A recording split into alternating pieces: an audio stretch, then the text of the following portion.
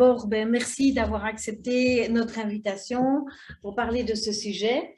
Et cette conférence fait partie d'un cycle, ceux qui nous connaissent, d'un cycle organisé par les ESPER, Espace de parole et de rencontre, qui a été créé en 2017 par l'unité pastorale de Chastres pour pouvoir justement discuter ensemble de sujets qui nous tenaient à cœur, de sujets de notre société, de sujets qui pouvaient nous toucher au quotidien et qu'on puisse réfléchir ensemble à ces questions profondes. Alors, c'est vrai que je vous ai dit, ce soir, on traite un sujet vraiment très difficile.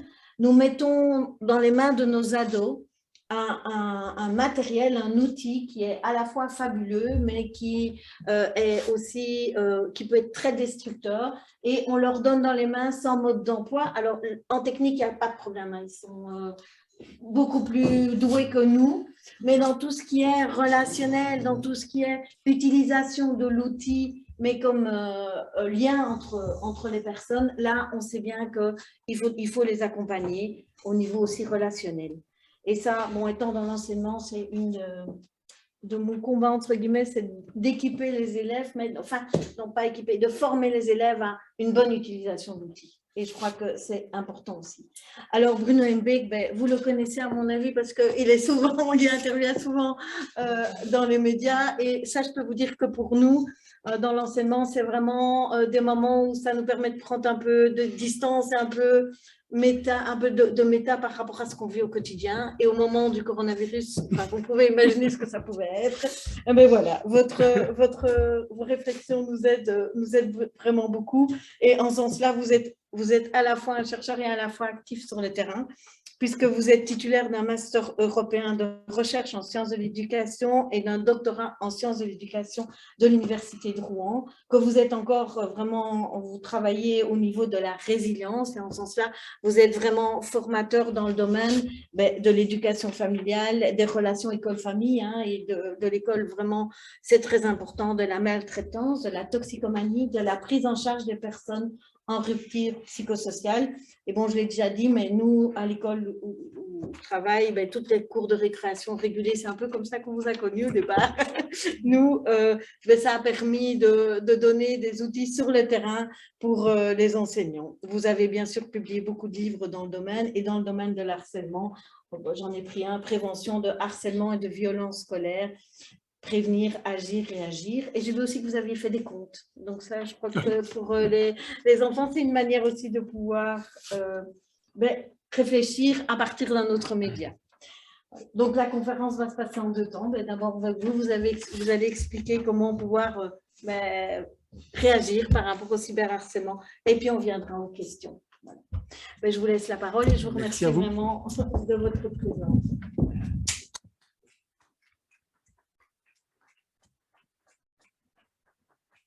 Voilà, merci à vous pour cette introduction. Alors, il faut d'abord qu'on se donne les moyens ensemble de comprendre comment fonctionne le harcèlement. Et le cyberharcèlement, qui n'est pas un autre harcèlement, c'est juste une caisse de résonance qu'on met sur des situations de harcèlement. Donc, il ne faut pas s'imaginer qu'on va gérer le harcèlement et puis le cyberharcèlement, on verra plus tard. Il faut absolument qu'on sache comment réagir.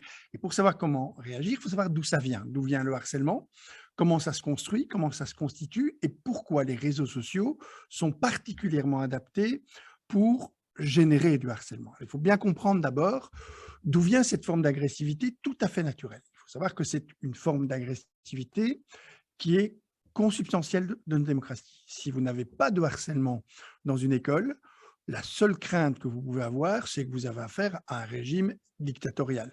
Il n'y a que dans les dictatures qu'on ne voit pas de harcèlement, parce que le pouvoir est centralisé et que les groupes ne peuvent pas se constituer à un moment donné pour réaliser un contre-pouvoir. Et donc, ce n'est pas du tout un symptôme négatif que de percevoir qu'à l'intérieur des institutions dont on a la charge, il y a des jeux de pouvoir qui se réalisent. C'est inévitable. Ces jeux de pouvoir, on va le voir, peuvent dégénérer en situation de harcèlement. Le principe ne va pas être de dire il ne faut plus qu'il y ait de jeux de pouvoir. Il faut juste faire en sorte que ces jeux de pouvoir ne créent pas de la souffrance, ne créent pas des sentiments d'impuissance, ne créent pas à un moment donné du désespoir chez ceux qui les subissent. Et donc, il faut se donner les moyens de gérer les conséquences de ces jeux de pouvoir et les formes qu'elles peuvent prendre au sein de l'école. C'est impératif pour le moment, on le verra, hein, la prévention du harcèlement et du cyberharcèlement. C'est impératif parce que l'école, c'est la mise en scène de notre monde. Et il y a un chiffre pour le moment qui est terriblement inquiétant, c'est celui qui veut que, pour la première fois, on est descendu en dessous de 50% dans l'idée que les jeunes se fieraient au système démocratique. Et que la plupart d'entre eux... Oui, petit souci de micro. Voilà. Alors, ce chiffre est très inquiétant parce que ça veut dire que les mécanismes démocratiques, eh bien, les jeunes s'en défient et qu'ils vont revendiquer un pouvoir fort de plus en plus. Alors évidemment que si on veut soigner nos démocraties, la démocratie, c'est quand même un phénomène humain. Vous ne trouverez pas de démocratie animale. C'est donc une construction et c'est une construction dont on doit prendre soin. Ce n'est pas quelque chose de naturel. Ce que nous sommes en train de découvrir suite à la pandémie, et suite au bruit de guerre qu'on entend de nouveau, eh bien, c'est que notre monde est beaucoup plus fragile que ce qu'on imaginait.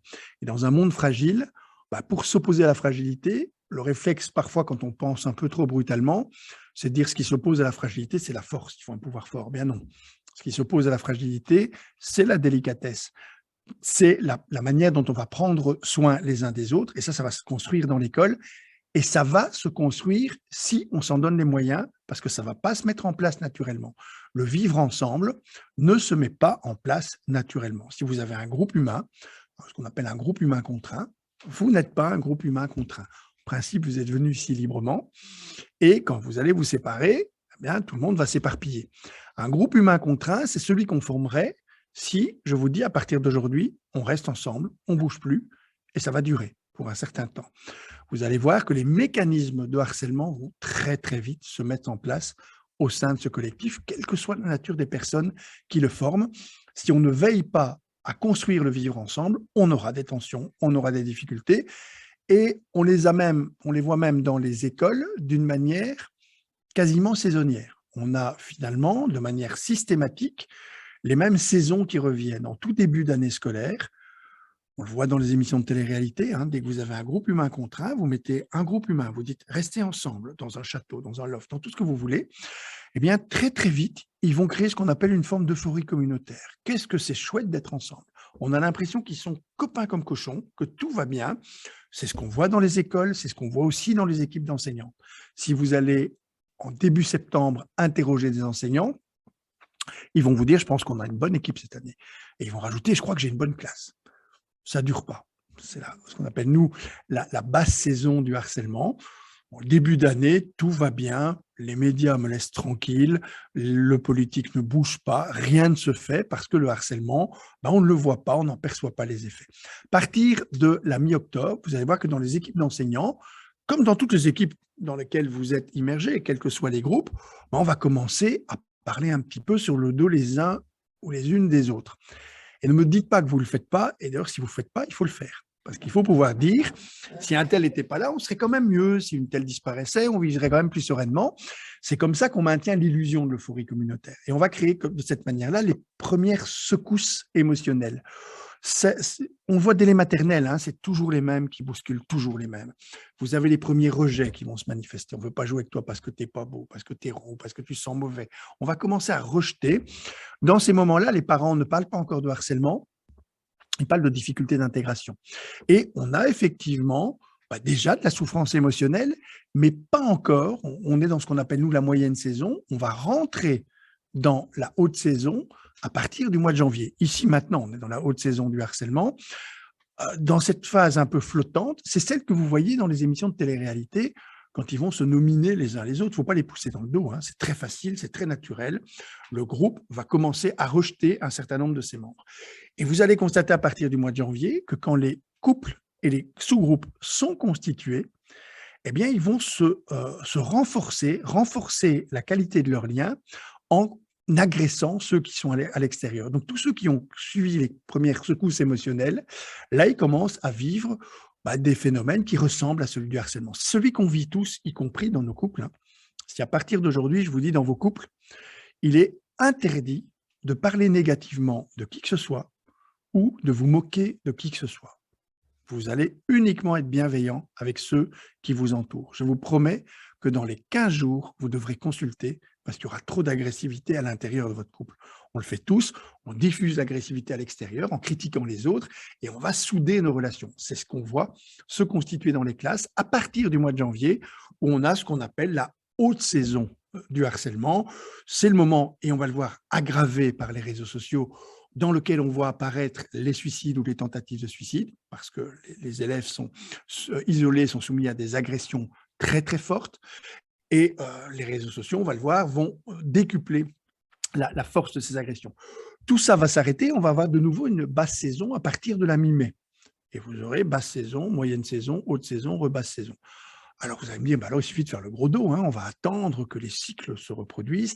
Bah, ce n'est pas comme ça que ça fonctionne. Hein. Et on le sait, il n'y a rien de plus usant que les cycles répétitifs. C'est vrai aussi pour nos cycles saisonniers.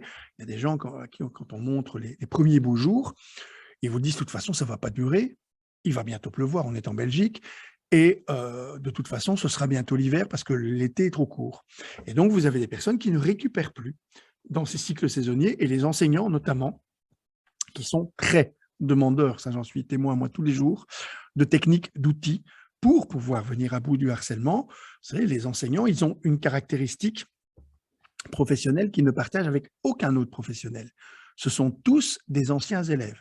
Ils sont un jour rentrés dans l'école, et ils ne sont pas sortis de la boîte, ils sont restés à l'intérieur.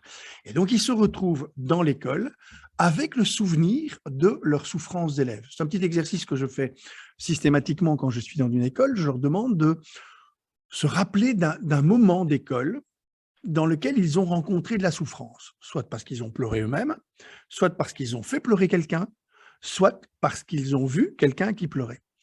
Et systématiquement, tout le monde a vécu de la souffrance. Hein. L'idée que l'école serait un lieu de bien-être permanent, je refuse toujours de participer à des projets qui s'appellent bien-être à l'école, etc. L'école n'est pas un lieu de bien-être, elle n'est pas faite pour ça. Si votre enfant va à l'école, il va vivre des secousses émotionnelles. De temps en temps, il sera triste, de temps en temps, il sera en colère, de temps en temps, il aura peur, c'est normal, c'est la construction d'un être humain qui veut ça, et vous ne pourrez pas lui promettre le bien-être continu. Par contre, on va devoir lui promettre que jamais, à cause des secousses émotionnelles, il va être amené à se poser des mauvaises questions. C'est ce qu'on appelle un état d'âme. Quand je me pose des questions, tiens, pourquoi est-ce qu'on me rend triste? Pourquoi est-ce qu'on me fait peur? Est-ce que je serais trop ceci? Est-ce que je ne serais pas assez cela? Là, il y a déjà un premier danger, et là, l'école doit déjà pouvoir intervenir. Et là où elle doit impérativement intervenir, c'est quand ces états d'âme se cristallisent et deviennent des visions du monde avec des sentiments complets, le désespoir, la terreur, etc. Là, évidemment, l'école doit absolument pouvoir s'y opposer. On va voir comment elle peut le faire et comment elle doit le faire pour éviter que des enfants aient toute une vision du monde qui est contaminée. Mais les enseignants ont tous vécu ces secousses émotionnelles. Ils ont tous vécu. Alors, je le fais régulièrement avec des groupes d'enseignants. Je demande, tiens, qui, dans la scène qu'il avait dans sa tête, était la personne qui pleurait. C'est-à-dire le souvenir qu'il a, c'est d'une situation qui l'a fait pleurer. Vous avez 15 à 20% des enseignants qui lèvent leurs doigts. C'est à peu près le nombre qu'on cite dans toutes les recherches, qui ont quand même quelque chose d'un peu inutile, hein, qui sont ces recherches dans lesquelles on essaie toujours de chiffrer le harcèlement, comme si ça avait du sens, de chiffrer les choses. On arrive toujours au même résultat. À peu près 15%, ce sont les 15% d'enfants qui sont probablement amenés dans des groupes sociaux à prendre le rôle de dominé. C'est tout à fait normal qu'il y ait 15% d'élèves qui ne sont pas des élèves qui sont amenés à être des dominants. Ce n'est pas du tout un problème. Hein. Un élève qui dit « mais moi, je veux être effacé, je n'ai pas envie d'être un leader, je préfère être dans mon coin, qu'on me laisse tranquille ». Ce n'est pas une pathologie. Dans les groupes sociaux, vous avez toujours ce pourcentage-là. Ces personnes-là, évidemment, ont parfois vécu des choses difficiles. Vous avez à peu près 15%, mais comme c'est plus difficile de se désigner comme quelqu'un qui a fait pleurer les autres, là, c'est un petit peu moins net. Hein. Le 15% sont un peu plus timides quand je demande, mais qui, dans la scène qu'il avait en tête, était celui qui faisait pleurer les autres. Et là, vous avez aussi une proportion d'enseignants qui se désignent, qui ne sont pas des monstres, on le verra. Hein. Ce sont pas. Je prends souvent l'exemple d'une conférence que je donnais à Namur, dans laquelle il faisait beaucoup plus sombre qu'ici. Et il y avait aussi des questions juste après. Et je parle du harcèlement, et puis je vois un doigt se lever, donc on donne la parole à cette personne, et je reconnais très vaguement ses yeux. Et il me prend la parole en me disant, là, je vais bien le reconnaître, Il dit, tu fais des belles conférences sur le harcèlement, mais tu te rappelles en réto. Et il me cite une scène dans laquelle je suis très clairement un harceleur, dans sa tête à lui. Des années après, plus de 40 ans après, il me rappelle une scène dans laquelle je mets en scène ce sur quoi j'essaye d'agir le mieux possible. Simplement, au moment même, moi, j'avais juste cru que j'étais drôle. J'avais juste cru que j'étais populaire parce que tout le monde riait de moi et je l'avais cassé. Lui se rappelait exactement de qui était présent, de ce que je lui avais dit. Pour moi, c'était une scène complètement anodine. Tout ça pour vous dire que le harcèlement, c'est quelque chose qui se met en scène parfois, indépendamment d'une intention tout à fait pure.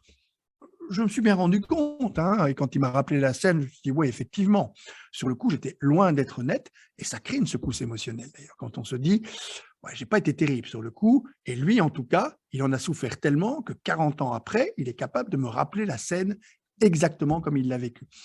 Et les autres, ceux qui n'ont pas encore levé leurs doigts, ce sont probablement ce qu'on appelle des spectateurs, c'est-à-dire qu'ils ont regardé. Et dans des mécanismes de harcèlement, quand vous regardez, vous participez. Il n'y a pas de spectateur neutre, il n'y a jamais que des témoins. C'est-à-dire des personnes qui vont figer les rôles du dominant et des dominés et qui vont, à ce moment-là, effectivement, eux aussi, avoir des secousses émotionnelles. Les enseignants qui ont vécu dans ces trois rôles vivent tous des secousses émotionnelles qui sont répétées dès qu'ils sentent que dans leur classe, et c'est systématique, il y a du mouvement, que ce n'est pas le pays des bisounours, qu'il y a des enfants qui souffrent et qu'ils sont condamnés, tant qu'on ne leur donne pas des techniques pour agir, pour pouvoir prendre en charge les situations, ils sont condamnés à faire de la pédagogie. Et la meilleure définition de la pédagogie, c'est l'art de couver du chaos. En fait, tous les ans, ils sont là. J'espère qu'il n'y aura pas trop d'incidents. Ouf, ça a été. Et puis ça recommence l'année d'après. Et ça va créer chez eux l'usure de compassion parce que vous avez constamment les mêmes phénomènes qui se manifestent. C'est pour ça qu'ils sont terriblement demandeurs d'outils, de techniques qui permettent d'agir sur ce qui se passe dans un groupe, c'est-à-dire maîtriser ce groupe, sur ce qui se passe dans les territoires. On a parlé en introduction des cours de récréation régulés. Les cours de récréation régulés, c'est juste une façon de contrôler le territoire pour éviter que les rapports de domination se manifestent, par exemple, sur les cours de récréation, avec les petits garçons qui prennent toute la place, avec des petites filles qui sont condamnées à aller le long des murs. On le voit, prenez une petite fille de 4 ans, demandez-lui de traverser une cour de récréation, vous allez voir que systématiquement, elle longe les murs. Parce qu'elle dit, mais au milieu, eh bien, c'est les garçons, c'est le football, c'est les petits dominants qui ont pris la place, qui prennent le plus de territoire possible. Prenez cette petite fille à 10 ans, demandez-lui de dessiner une cour de récréation. Elle va commencer par un grand terrain de football. Elle délègue 80% du territoire à 20% de la population, les petits garçons qui jouent au football. Et c'est incorporé. Alors évidemment, on aura beaucoup de mal après à dire à cette petite fille, quand elle aura grandi, tu sais, le territoire est équitablement réparti. C'est pour ça qu'on a régulé les cours de récréation pour pouvoir les stimuler, c'est-à-dire qu'il y ait des jeux qu'on puisse lire dans les cours de récréation et que chacun s'y sente à sa place. C'est une toute petite partie du dispositif. Et dans le secondaire, on sait que les cours de récréation, elles sont virtuelles. Agir sur la cour de récréation dans le secondaire, ce n'est pas une urgence absolue. Il faut d'abord agir sur ces cours de récréation virtuels dans lesquels, effectivement, les dégâts se mettent en place très, très vite. Mais tout ça pour vous dire que c'est important de mettre en place des outils qui vont permettre aux enseignants de contrôler les territoires. Il va falloir aussi, parce que c'est le rôle d'une école, maîtriser des groupes. Ce n'est pas simple de maîtriser un groupe lorsque, notamment, tous ces rapports de pouvoir vont créer des secousses émotionnelles, vont créer de la souffrance, vont créer des difficultés, et que ce groupe, les dominants, vont faire en sorte que ça vous échappe, la maîtrise du groupe, et que l'enseignant n'est plus un maître de classe, comme c'était le cas avant, lorsque l'autorité était plus descendante et mieux installée. Je ne suis pas en train de dire que c'était mieux avant, c'est juste autrement, avant. Et donc, à partir du moment où ça évolue, on doit mettre en place des techniques qui vont permettre à l'enseignant de protéger ceux qui ont le plus de mal à s'affirmer au sein des classes, et notamment leur prise de parole quand ils révèlent les situations qu'ils vivent. On va voir comment on fait pour contrôler, et là, il s'agira de maîtriser des groupes. Et dans une école, on doit aussi faire société. Ça veut dire qu'on a des lois dans notre pays. On a des lois qui interdisent, par exemple, l'insulte raciste, qui interdisent les insultes sexistes, qui interdisent l'agression physique, qui interdisent qu'on puisse à un moment donné user de manière asociale les réseaux sociaux. eh bien, l'école doit être la courroie de transmission de ces lois. On le verra. C'est pour ça que toutes les méthodes très sympas, qu'on appelle les méthodes no blame, dans lesquelles on ne sanctionne pas, se révèlent inefficaces par rapport au cyberharcèlement, parce qu'il faut agir de manière beaucoup plus ferme en expliquant que ce n'est pas admissible et mettre en place des sanctions. Sur un territoire, pour l'expliquer très brièvement, sur un territoire, on doit réguler, on doit mettre en place des règles. Là, tu peux courir avec un ballon, là, tu peux courir mais sans ballon, et là, tu ne peux pas courir et pas de ballon, de façon à ce que chacun soit un espace dans lequel il est protégé des autres. Et vous mettez en place des règles, et quand on met en place une règle, on suppose des punitions quand elles ne sont pas respectées. Et ce n'est pas un gros mot en pédagogie, le mot punition. On est tous régulièrement punis quand on a une amende parce qu'on enfreint le code de la route. Le code de la route, c'est un ensemble de règles.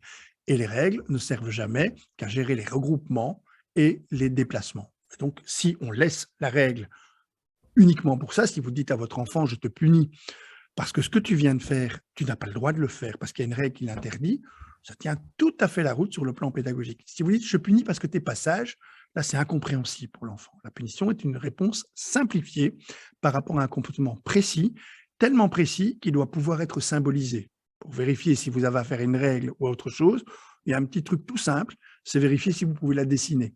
Si vous pouvez dessiner la règle, eh bien, c'est que cette règle est symbolisable. On ne court pas dans les couloirs, c'est facile à dessiner. On ne va pas trop vite dans les couloirs, essayez de me faire un dessin, vous n'y arriverez pas. Et donc, il faut qu'on puisse donner aux écoles les moyens de réguler leur territoire. On va voir aussi qu'il va falloir ouvrir des espaces de parole parce qu'il faut aussi diffuser des normes. Ne te moque pas, arrête, respecte les autres, sois sensible aux souffrances émotionnelles que tu causes. Tout ça, ce sont des normes. On ne pourrait jamais réguler ça. Et vous ne pourrez pas non plus mettre de lois qui vont interdire la moquerie.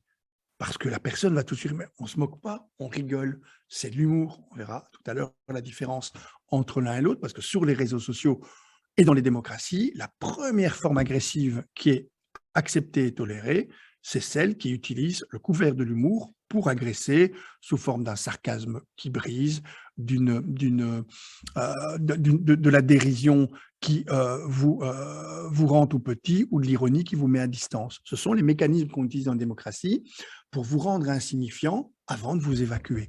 Et donc, il faut qu'on puisse intervenir très vite quand quelqu'un dit « on se moque de moi », qu'on puisse savoir comment on peut réagir, plutôt que lui dire « c'est parce que tu es trop sensible ». Et cette nouvelle forme de pathologie qu'on appelle une sociopathie, vous savez, moi je consulte depuis finalement pas si longtemps que ça dans le Brabant wallon, j'ai vu apparaître des camions de surdoués dans un premier temps. Je consultais avant à Charleroi. Il n'y en avait pas, des surdoués. Et quand je faisais une conférence sur le surdon, j'étais tout seul. Ici, quand on fait une conférence sur le surdon, il y a plein de monde. Parce que il y a beaucoup de surdoués, apparemment. Alors, je ne vais pas rentrer dans le débat, mais c'est lié effectivement à des caractéristiques sociales déterminées qui font que, comme on craint le déclassement, on a vite tendance à supposer que nos enfants sont plus doués que les enfants des autres. Ce que j'ai vu de manière tout à fait spectaculaire ces derniers temps, c'est voir ces camions de surdoués transformés en camions d'hypersensibles. C'est la même sociopathie, l'hypersensibilité, qui est un mot tout à fait ambigu, parce que le mot hyper est dangereux. Le mot hyper, en principe, c'est un mot qui vient du monde médical. Si vous souffrez d'hyperacousie, d'hyperalgie, etc., ça veut juste dire que vous avez un dysfonctionnement par excès de votre système physiologique. Donc, c'est plutôt pathologique. Oui, mais le mot hyper dit aussi maintenant, il est hyper sympa. Et donc, c'est devenu très ambigu. L'hypersensibilité, qui est simplement l'idée que vous êtes soumis à des secousses émotionnelles trop fortes pour pouvoir les gérer. Et donc, c'est l'équivalent de ce qu'on appelait au 19e siècle la sensiblerie. Mais c'est juste une façon de dire « attention, notre monde, sur le plan émotionnel, est difficile pour les enfants. » Et donc, il n'y a pas d'enfants hypersensibles. Si vous me dites « on se moque de moi » et que vous en souffrez, je n'ai pas le droit de vous traiter d'être hypersensible sous prétexte que vous confondriez la moquerie avec l'humour et que vous prenez mal les choses. On va voir comment on dissocie l'un de l'autre en permettant aux écoles d'avoir des systèmes qui permettent très clairement de distinguer, de faire la distinction pour qu'aucun élève ne souffre de moquerie, de sarcasme, d'ironie ou de dérision, parce que c'est la porte d'entrée vers des formes de harcèlement plus ou moins aiguës. Même chose, évidemment, que dans une société, il est impératif qu'il y ait des lois qui protègent les valeurs. On a tous accepté cette idée-là, et j'ai quand même beaucoup de mal parfois à entendre qu'on ne l'accepte pas ou qu'on ne le signale pas de manière suffisante, en ce compris dans les cours de récréation. Je vais prendre un exemple. Je ne sais pas si vous connaissez la série Squid Games, qui est une série dans laquelle des enfants ont utilisé la mise en image qui était faite de leur jeu d'enfant, par exemple un 2-3 piano, eh bien ça tournait en massacre, parce que la personne qui perdait était massacrée. Les enfants ont utilisé cette série comme support pour mettre en scène des jeux terriblement agressifs dans les cours de récréation. C'est sorti très très vite en Belgique, ça fait très vite un buzz. Moi, j'étais tout de suite contacté par les médias de manière intense, et qui me posait d'ailleurs dans un premier temps toujours la même question. La première question qu'ils me posaient, c'est: est-ce que c'est la faute à Netflix? Parce que les médias, ce qu'ils cherchent d'abord, c'est un coupable. Hein. Alors là, vous êtes obligé de dire: ben non, Netflix fait son boulot, il met en scène des séries qui sont dans l'air du temps, donc qui correspondent à ce qui est attendu par la population. Alors, évidemment, Netflix, eux, ben, ils jouent les vierges foncées. On a mis un indicateur moins de 16 ans, hein, donc c'est la faute des parents. C'est très ambigu, puisque si vous allez dans un magasin de jouets, vous allez trouver des déguisements pour enfants de 6 ans reposant sur la série. Donc, ils ont une cible qui est beaucoup plus large. Mais évidemment, le deuxième coupable désigné, c'est le parent, qui laisse regarder n'importe quoi. Et on le verra par rapport aux écrans.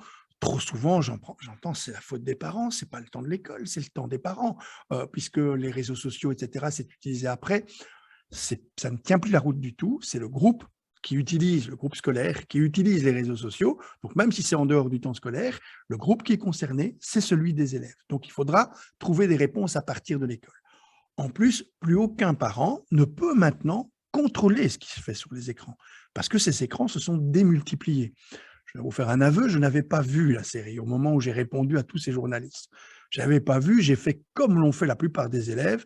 J'ai été regarder le teaser, c'est-à-dire 3 minutes 40, qui m'explique ce qu'était la série. C'est ce qu'ont fait la plupart des enfants et des adolescents lorsque on regardait sur un écran dans le bus, parce qu'un copain montrait: regarde, t'as vu la nouvelle série?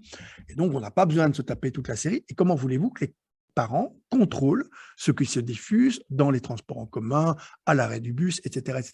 On ne peut pas contrôler parce que les supports se sont démultipliés. Mais là où il y a un vrai problème, c'est comment peut-on imaginer que dans une cour de récréation, des enfants en frappent d'autres sans qu'ils soient sanctionnés. C'est une directrice d'école d'Erin qui avait, je me souviens, jeté l'alerte en signalant tout de suite qu'elle ne ferait pas de sanctions, qu'elle allait travailler plutôt la prévention, la sensibilité, etc., des enfants, les sensibiliser. Pourquoi pas de sanctions? Comment peut-on imaginer qu'un enfant rentre dans une cour de récréation et suppose qu'il peut être frappé par un autre sans que ce soit sanctionné? Comment imaginer qu'un enfant puisse en menacer un autre dans une cour de récréation en disant: je te préviens, si tu perds, on va tous te frapper, en supposant que cette menace est crédible? Imaginez que vous ressortez d'ici après la conférence et je vous dis: vous savez, il est possible que vous vous fassiez frapper. Parce que c'est comme ça maintenant dans notre société, et la personne qui va vous frapper ne sera pas sanctionnée. On va faire de la sensibilité, on va les sensibiliser aux influences. Vous allez me dire: mais dans quel monde vivons-nous? Et si je vous dis qu'en plus, si quelqu'un vous menace de vous frapper au bout d'un jeu dans lequel il vous oblige à jouer, et que cette menace est crédible et que personne ne sanctionne, vous allez me dire: cette société ne fonctionne pas. Eh bien, c'est malheureusement la société dans laquelle on fait vivre nos enfants actuellement dans les écoles, parce que l'idée de sanction, et la sanction, ce n'est pas une punition, la sanction, c'est un coup d'arrêt d'une institution qui dit: là, il y a une valeur qui est menacée. Là, il y a une loi qui a été proposée dans la société des adultes. On a été mettre en place le dispositif dont je vais vous parler maintenant au Rwanda, on a été mettre en place au Qatar. Quand on va au Qatar, on regarde les lois qataries et les lois françaises, puisque c'est l'école franco-qatarienne, et on met en place des sanctions en fonction des lois qui existent. Ce n'est pas à nous à venir transformer les lois d'un pays. Moi, on fait de la pédagogie, pas de la politique. On tient compte des lois dans un pays et on dit comment l'école peut être une courroie de transmission de ces lois pour que les parents comprennent effectivement que ces lois existent dans leur société, elles existent aussi à l'école. On va le voir, le cyberharcèlement, il faut absolument, et les lois sont en train d'avancer très très vite. L'école est en train d'avancer au même rythme pour une fois que la société civile, et c'est impératif qu'on interdise l'usage asociale des réseaux sociaux. Ce n'est pas seulement apprendre aux enfants à utiliser les réseaux sociaux. C'est vrai que c'est une prévention intéressante de le faire, mais cette prévention, elle commence d'abord par l'usage adulte des réseaux sociaux. Quand on sait effectivement quand on voit comment les adultes utilisent les réseaux sociaux, en ce compris avec leur propre enfant. Il faut savoir qu'un enfant sur 3 aura une identité virtuelle avant son identité réelle. Parce que les parents trouvent ça très intéressant d'envoyer les photos de l'échographie sur des réseaux sociaux. Et vous avez donc une identité virtuelle qui préexiste à votre identité réelle. Vous avez aussi ce qu'on appelle le partage parental sur les réseaux sociaux, qui est toujours associé à un nom anglais, mais moi je préfère toujours utiliser le mot français, ce partage parental d'images d'enfants, qui se fait sans le consentement de l'enfant, avec des enfants très petits, dans lequel on explique simplement eh bien que, et parfois des images dans lesquelles on va un peu ridiculiser l'enfant, parce qu'on met une photo avec lui avec son doigt dans son nez, on met des tas de photos comme ça, sans demander à un enfant. Quand vous faites une photo de votre enfant, demandez-lui l'autorisation de prendre cette photo. Il y a des cultures où c'est systématique, la nôtre ne l'est pas, et la nôtre a été tellement loin dans ce mécanisme qu'on a même supposé qu'une fonction était possible, celle de paparazzi, c'est-à-dire de personnes qui prennent des photos, qui deviennent propriétaires de votre image. Il y a d'autres cultures dans lesquelles le propriétaire, c'est celui qui est sur la photo, quoi qu'il arrive. Et puis, vous avez ces cultures, notre culture, dans lesquelles, si vous prenez la photo, vous pouvez même la vendre. Et donc, évidemment que quand on prend la photo d'un enfant, on doit lui demander son avis quand il est en âge d'émettre son consentement. Et si vous voulez la diffuser, vous demandez son autorisation, évidemment. C'est un très mauvais signal qu'on donne aux enfants quand on publie leurs images sur les réseaux sociaux sans leur demander leur consentement et en attendant simplement que c'est un mécanisme, en supposant que c'est un mécanisme naturel, que l'image des autres nous appartient quand on l'a prise. On va voir les dégâts que ça commet, cette façon de concevoir l'image avec des réseaux sociaux dans lequel maintenant il est très clair que chacun partage un peu tout et n'importe quoi, votre repas d'anniversaire, le selfie que vous allez faire devant un bâtiment qu'on ne verra même pas parce qu'on verra juste votre tête. Le but du jeu, c'est de faire envie, c'est de faire pitié même. Vous avez parfois des gens qui prennent leurs photos d'eux-mêmes et pleurer, sans donner de renseignements, juste pour stimuler des formes de sollicitude. L'éducation aux réseaux sociaux, elle doit se faire en ce compris par les adultes. D'ailleurs, quand on fait des formations pour les élèves, ils nous disent toujours, est-ce que vous ne pouvez pas passer chez nos parents, voire chez nos grands-parents, qui n'ont strictement rien compris à l'idée qu'un réseau social, c'est un espace d'installation du prestige social. Quand des parents diffusent les bulletins de leurs enfants sur les réseaux sociaux, ils sont en train de leur indiquer exactement la même chose. C'est comme si on envoyait nos fiches de paye. Ça prouve 2 choses, que les parents n'ont rien compris à ce qu'était une note scolaire, et deuxièmement, qu'ils ne comprennent pas non plus les freins qu'ils doivent mettre eux-mêmes à l'utilisation qu'ils font des réseaux sociaux. Alors, on va maintenant avancer beaucoup plus dans l'idée d'essayer de comprendre le mécanisme du harcèlement, qui est une forme, je l'ai dit, donc d'agressivité hiérarchique qu'on met en place dès qu'il y a des jeux de pouvoir qui se révèlent. Alors, je vais devoir vous utiliser 2 fois d'ailleurs, puisque vous êtes blonde, je vais vous utiliser 2 fois. Une première fois en vous bousculant de manière régulière, répétitive, relativement nuisible, parce que ce n'est pas agréable d'être bousculé, et intentionnelle de ma part. J'ai vraiment envie de vous bousculer. Est-ce que je suis un harceleur, selon vous? Donc, c'est répétitif, c'est intentionnel et c'est nuisible. Est-ce que vous pensez que je suis un harceleur? Oui, non? Non, je suis juste un emmerdeur. Et vous allez très vite me le dire, parce que si c'était ça le harcèlement, on n'aurait pas besoin de dispositif pour venir à bout. Maintenant, je vais effectivement vous bousculer, mais chaque fois que je vais vous bousculer, je vais le regarder et on va sourire de manière connivente. Là, je vais devenir un harceleur, parce qu'on va figer les rôles, dominant, dominé, et ceux qu'on appelle les spectateurs, donc ceux qui agissent en regardant, qui figent le rôle des uns des autres. Il n'y a pas de harcèlement sans spectateurs. On est clairement dans l'idée qu'il faut que les rapports de pouvoir soient figés. Si je ne les ai pas figés, vous allez me dire très vite, arrêtez, si vous ne le faites pas vous-même, quelqu'un le fera et je m'arrêterai. On va le faire d'ailleurs, et je vais devoir vous reprendre comme illustration, puisque vous êtes blonde. Je vais faire des stupides blagues sur les blondes. Vous connaissez, vous avez certainement déjà subi. Et visiblement, ça vous décourage un peu. Alors, vous en avez certainement très peu connu par un homme seul avec vous, qui le ferait en interpersonnel. Parce que les hommes ne sont pas assez courageux pour ça, ou sont assez lucides que pour savoir que s'ils font des blagues sur les blondes dans une relation duel avec une personne, si elle ne rit pas, ils vont se retrouver avec leur humour sur les bras. Et si en plus vous lui faites remarquer qu'il n'est pas drôle, c'est comme si vous lui mettiez une enclume dans les mains. Je vais donc faire ce que font les hommes. Je vais utiliser d'autres hommes et je vais attaquer en meute. Et j'espère qu'ils seront bons publics et qu'à chacune de mes stupides blagues sur les blondes, eh bien, ils vont rire bêtement. Et là, vous allez voir que vous allez très vite être coupable 3 fois. Coupable d'être blonde, d'être supposée bête parce que blonde. Et si vous ne riez pas, on va dire, mais elle n'a pas compris, hein, c'est parce qu'elle est blonde et elle n'a pas d'humour. Et vous allez enfermer la personne. Et c'est pour ça que l'enfant, l'adolescent victime de cette forme de moquerie ou cette forme de harcèlement groupal est tout de suite remis en situation d'impuissance. C'est une des composantes du harcèlement et c'est pour ça qu'on va déjà le dire maintenant, ne demandez jamais à un enfant, à un adolescent, que ce soit dans la relation réelle ou physique en tout cas, ou sur un espace virtuel, de réagir par lui-même. Il y a des tas de bouquins qui sont des torchons, hein, je n'ai pas peur des mots, qui essayent d'expliquer, outiller votre enfant pour qu'il réponde du tac au tac dans la cour de récréation, etc. Vous savez comme moi que le cerveau humain est configuré d'une manière telle que si vous êtes agressé par quelqu'un qui est plus fort que vous, ou des personnes qui sont plus nombreuses que vous, votre cerveau va refuser d'aller chercher ce qui va vous permettre de vous opposer à cette personne-là. Et elle va vous intimer l'ordre de regarder vos pieds, de rougir éventuellement. Elle va manifester des comportements de soumission. Ce qu'on appelle l'esprit de répartie, la capacité de répondre. Eh bien, elle est bloquée quand on est agressé par quelqu'un qui est plus fort que nous ou des gens qui sont plus nombreux. Et vous allez me dire 3 semaines, 3 jours, 3 mois après, j'aurais dû lui dire ça.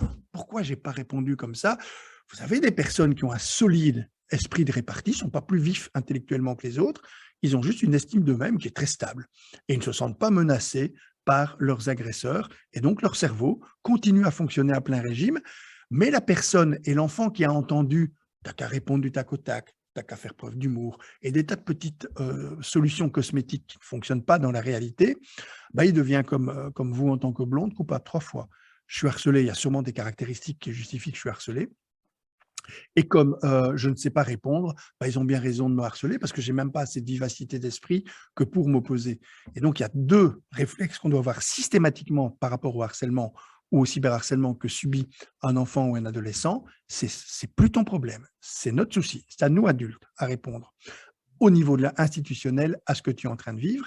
La deuxième chose, c'est aucune caractéristique chez toi qui justifie que tu sois harcelé. Il faut le savoir. C'est vrai dans le harcèlement, c'est encore plus vrai dans le cyberharcèlement. J'ai dans mon bureau un poster auquel je tiens très très fort qui a été composé par les photos que m'ont adressées tous les parents d'adolescents ou d'adolescentes qui ont mis fin à leur jour suite à un problème de cyberharcèlement en Fédération Wallonie-Bruxelles. C'est un poster, ce sont des photos d'adolescents très souriants, d'adolescentes très souriantes. Et il y a une caractéristique commune à l'ensemble de ces adolescents et adolescentes, c'est qu'ils sont terriblement beaux. Ce sont de très belles jeunes filles, de très beaux jeunes garçons.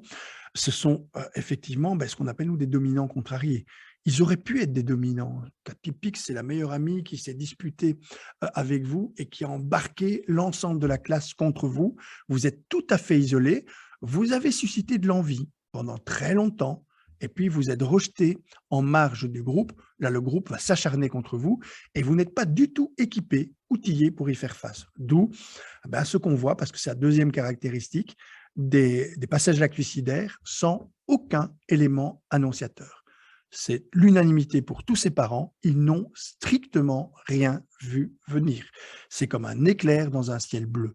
Alors, quand j'entends, comme je viens de l'entendre en France, qu'on demande aux enseignants de repérer les micro-signaux, alors même que les parents qui vivent avec ces enfants ne les voient pas, mais c'est évidemment épouvantable et c'est manifester une très faible connaissance de ce mécanisme qu'on appelle le flaming, parce que ça va très très vite dans le cyberharcèlement. Vous êtes incendié, on va voir pourquoi très très rapidement. Il faut donc des réponses très rapides qui sont celles d'une institution qui est équipée pour y faire face. Certainement pas demander, j'étais récemment à BFM avec une personne responsable d'une de ces maisons de Marion personne toute jeune, complètement inexpérimentée, qui sur un plateau de télévision expliquait que le harcèlement et le cyberharcèlement, on pouvait le voir parce que les enfants ont facilement mal au ventre, parce que les enfants font des baisses spectaculaires de leur récit scolaire, de leurs résultats scolaires. C'est complètement faux et c'est absurde de dire ça sur un plateau de télévision parce que c'est une violence insidieuse, invisible. C'est pour ça qu'elle est très angoissante et c'est pour ça qu'on doit se donner les moyens d'y faire face. Ce qui a été dit en introduction sur l'idée, effectivement, bien que c'est une évolution technologique, les écrans. Ce n'est pas du tout un souci de remettre en question et de plus en plus, l'école va prescrire des écrans. Elle en a fait pendant toute la pandémie un média d'enseignement. Il ne s'agit pas de dire les écrans, c'est nul, il faut supprimer. Non, les écrans, ça a des côtés tout à fait positifs, mais comme le disait très joliment Victor Hugo, toute évolution technologique avance comme une roue avec deux faces. Une face qui fait avancer les choses, une autre qui broie les gens. Et vous devez garantir que vous neutralisez la face qui broie les gens.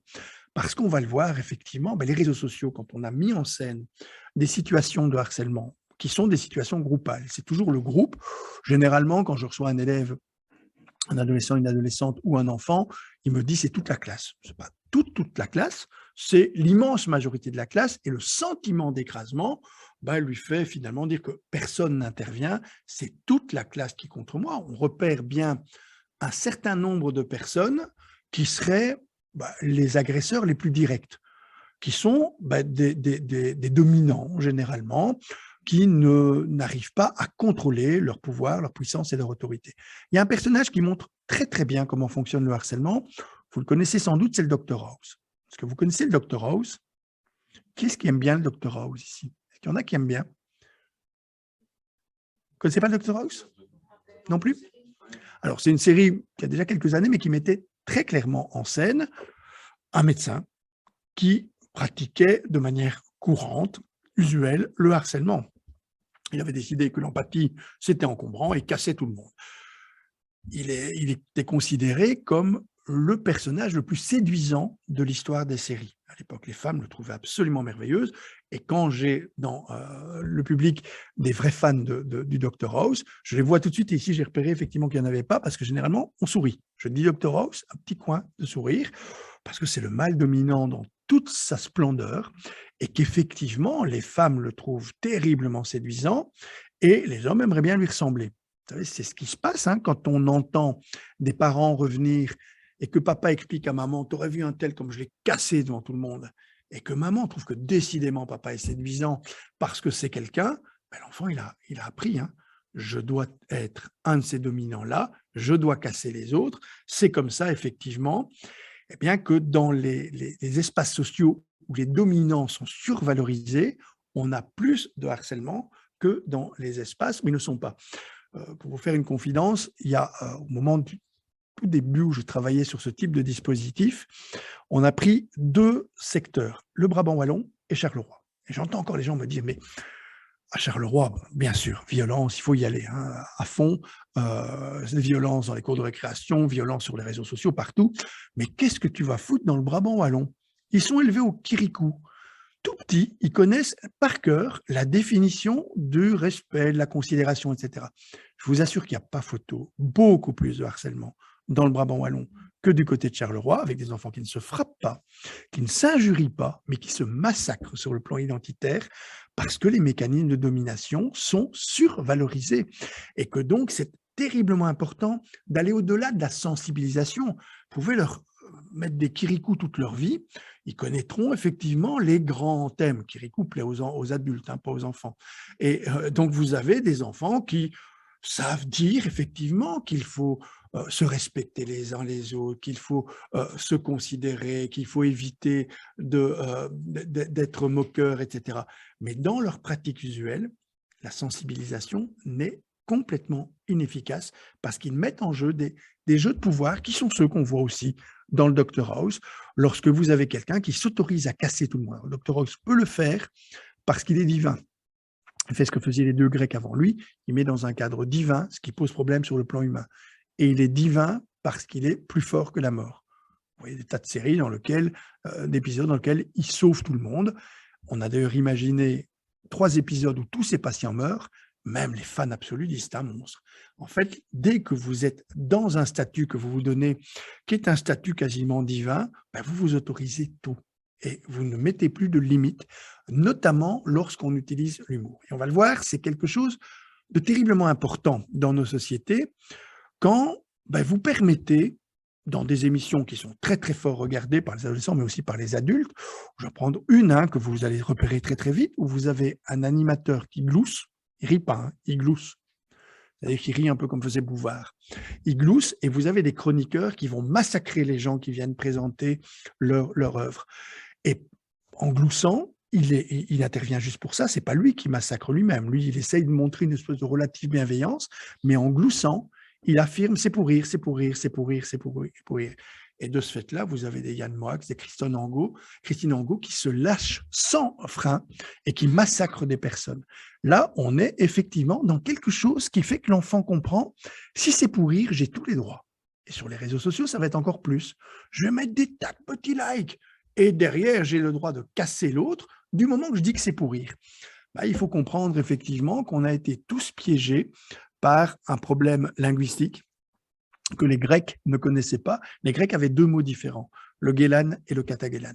Le guélan, c'est le rire positif, le katagélan, c'est le rire négatif. Les Latins ont tout mélangé avec un seul mot, risus, qui mélangeait des choses qui n'ont strictement rien à voir ensemble. Le guélan, le rire positif, il se produit dans des contextes sécurisants, créateurs de liens bienveillants et ludiques. C'est le rire dont on a hérité des petits singes juvéniles, c'est-à-dire des singes petits qui, à un moment donné, vont gazouiller, les petits rats, il y a plein de mammifères, plein d'animaux qui rient comme ça, mais c'est uniquement dans ces contextes sécurisants, ludiques et créateurs de liens bienveillants. C'est le rire que vous allez provoquer chez quelqu'un ou vivre vous-même si vous êtes chatouillé, si vous chatouillez quelqu'un. Sauf que, imaginez que vous êtes chatouillé ce soir en sortant d'ici par quelqu'un que vous ne connaissez pas. Je vous promets que vous n'allez pas rire. Ce contexte n'est pas sécurisant. Imaginez, vous êtes en pleine scène de ménage et avec votre conjoint, il commence à essayer de vous chatouiller. C'est une scène de ménage un peu solide. Vous n'allez pas du tout avoir envie de rire et vous allez renvoyer très vite à ces chères études parce que le contexte n'est pas ludique. Et si vous voulez voir à quel point c'est relationnel, nécessairement relationnel, ne le faites pas maintenant parce que ça va vous rendre un peu pathétique. Mais dès que vous rentrez chez vous, pratiquez ce qu'on appelle l'auto-chatouillement. Donc, vous vous chatouillez vous-même. Je ne vous dis pas maintenant, hein, mais vous rentrez chez vous, vous vous chatouillez. Si vous riez, allez consulter. C'est que vous n'êtes pas bien. L'auto-chatouillement ne provoque pas de rire. On ne rit que dans une relation avec l'autre. Ce rire-là, on peut le diffuser tant qu'on veut. Il est créateur de liens bienveillants. C'est un fluidifiant social parce qu'il assure que le contexte est ludique et sécurisant. Mais l'autre rire, le katagélan, celui-là ne vient pas du gazouillis des petits singes. Il vient du rictus menaçant des singes adultes. Si vous allez dans un zoo, vous prenez votre poing, vous l'envoyez en direction des chimpanzés, vous allez voir, ils ouvrent leur bouche, ils montrent leurs dents, ils retroussent leurs lèvres. Les gens qui ne connaissent pas les chimpanzés, ils regardent, ils rigolent. En fait, ils ne rigolent pas, hein, ils défendent son territoire ou ils attaquent le vôtre. Si vous n'avez pas le temps d'aller dans un zoo, vous tapez Donald Trump. Vous allez voir quand il essaye de faire rire ses partisans. Et il y arrive, parce que ses partisans le trouvent très, très drôle.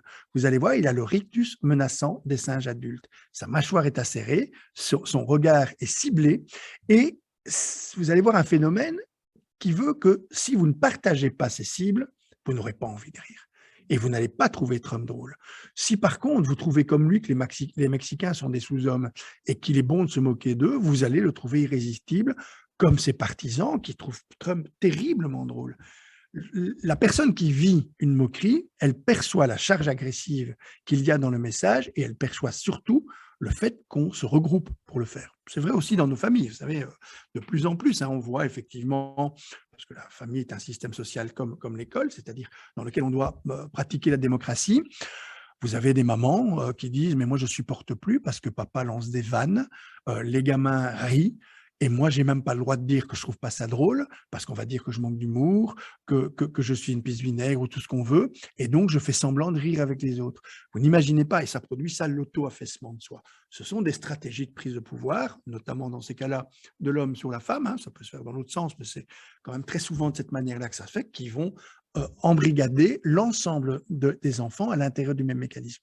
Alors, vous allez me dire, mais comment est-ce qu'on va faire dans les écoles pour protéger la prise de parole? Chez un être humain, il faut le savoir, il y a une seule chose qu'on peut protéger, c'est une émotion, pas votre opinion. Si vous dites dans un groupe, je suis harcelé, vous aurez des tas de gens qui disent, mais non, tu n'es pas harcelé, et on va commencer à discuter. C'est une opinion, et une opinion, par nature, elle est discutable. Si vous dites, par contre, je suis triste, je suis en colère, j'ai peur, ou je suis dégoûté, les 5 émotions de base, eh bien là, on doit se mettre en mesure de protéger cette émotion. Quand on veut libérer la parole de quelqu'un, on doit en même temps protéger cette prise de parole. Et c'est la seule chose qu'on peut protéger. C'est pour ça qu'un espace de parole régulé, c'est quelque chose de tout simple à mettre en place. Les élèves se mettent en cercle. C'est important qu'ils soient en cercle parce que vous ne saurez pas parler de vos émotions s'il y a des gens derrière vous. On a besoin que tous les visages soient accessibles les uns aux autres parce qu'il y a des marqueurs émotionnels sur le visage tout simplement et que pour parler d'une émotion, et on va vous dire, prenez les émoticônes qui correspondent à votre état émotionnel. Et la première loi, la première règle d'un espace de parole régulé, c'est qu'une émotion se dit et ne se contredit pas. Si vous êtes triste, ne laissez jamais qui que ce soit vous dire que vous n'avez pas à être triste ou que vous n'avez pas à être triste, aussi triste que ça. Or, le côté un peu piégeux, c'est que les premières personnes qui vont contester votre émotion, ce sont ceux qui vous sont proches, pour une raison tout à fait simple, c'est qu'ils craignent la contagion émotionnelle. Si votre enfant vous dit qu'il est triste, si votre conjoint vous dit qu'il est triste, vous allez voir très très vite que vous allez adopter des comportements de consolation qui sont « ne sois pas si triste », tu as plein de raisons d'être heureuse, et on va essayer de contester l'émotion dans son intensité ou dans sa virtualité. Si vous allez voir un professionnel, il va faire tout à fait l'inverse. Vous êtes triste, vous avez bien raison d'être triste, puisque vous avez vos raisons d'être triste. Dites-moi pourquoi vous êtes triste. Et là, vous allez contenir l'émotion. Si vous voulez voir comment ça fonctionne, vous tapez Kylian harcèlement et vous verrez un petit garçon américain. La maman, elle a un réflexe, elle prend son appareil et puis elle le filme au moment où il explique les raisons du harcèlement.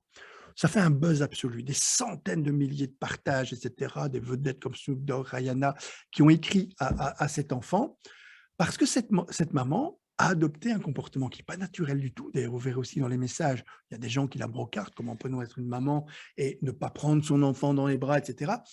Or, si on veut produire de la contagion émotionnelle, il faut mettre en scène des mécanismes qui ne sont pas naturels. C'est pour ça que quand on a mis en place les espaces de parole régulés, on sait qu'on a mis en place des règles qui sont contraires aux mécanismes naturels d'un être humain et donc de l'enseignant par rapport à ses élèves. Lorsque vous dites, pour bien comprendre comment fonctionne une émotion, il faut imaginer que dans votre tête, vous avez 3 petits guichets. Un premier guichet qui vous demande qu'est-ce que tu ressens et qui vous dit, choisis parmi les émotions. Ne va pas t'égarer dans les états d'âme, parce que ça, c'est quelque chose qui fait que votre cortex a visité. Donc, si vous me dites « j'ai peur », je vais dire de quoi? Je vais chercher, parce que ça produit une réaction immédiate.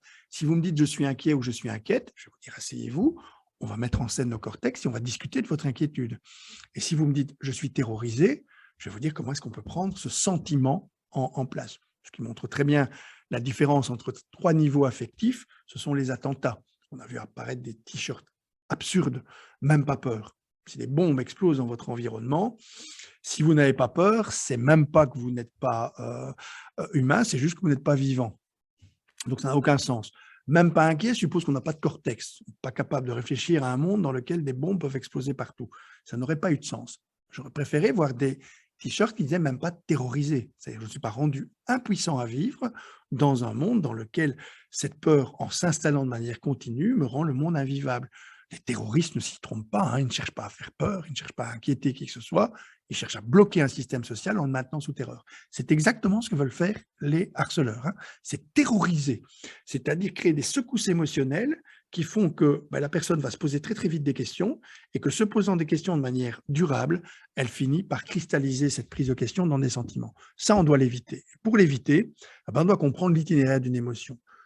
Mais les élèves en cercle, on leur demande de choisir des émotions qui correspondent à leur état émotionnel en leur disant on ne va contester aucune émotion. Si un enfant dit « je suis en colère parce qu'on se moque de moi », eh bien, si quelqu'un essaie de lui dire que c'est de l'humour, carte jaune, désolé, ce n'est pas l'émetteur qui définit si on est dans l'humour ou dans la moquerie, c'est le récepteur qui définit la mesure dans laquelle il a été affecté.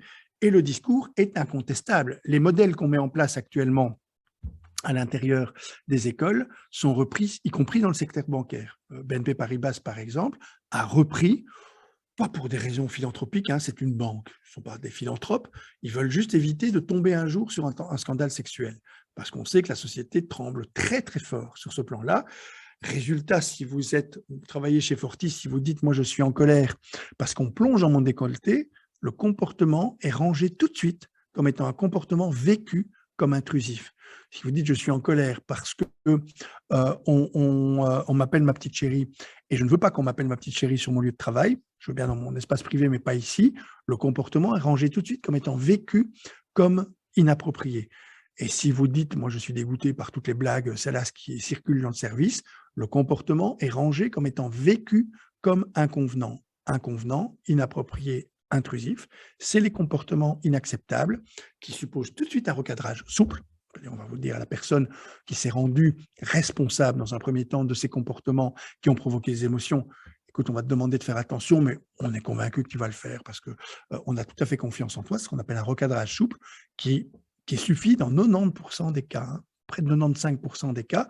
Si la personne continue, recadrage ferme en disant là, attention, tu n'es pas en phase avec les valeurs de la société et de la banque, et donc si tu continues, voilà les sanctions auxquelles tu t'exposes. Tout ça pour vous dire que ce sont des systèmes qui commencent à vivre dans l'ensemble de la société.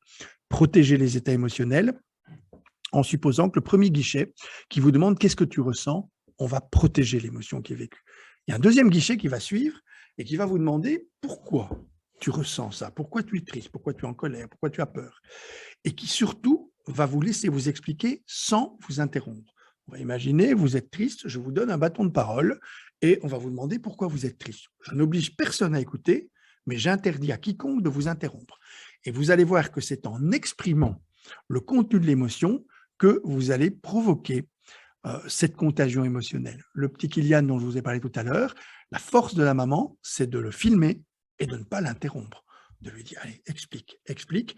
Je vous engage à regarder cette petite vidéo, ça dure 9 minutes, vous aurez inévitablement les larmes aux yeux, parce que vous allez être pris de cette contagion émotionnelle qui est liée à nos neurones miroirs. Nos neurones miroirs nous font fonctionner systématiquement en fonction des émotions, pour autant qu'on ait laissé passer le flux émotionnel.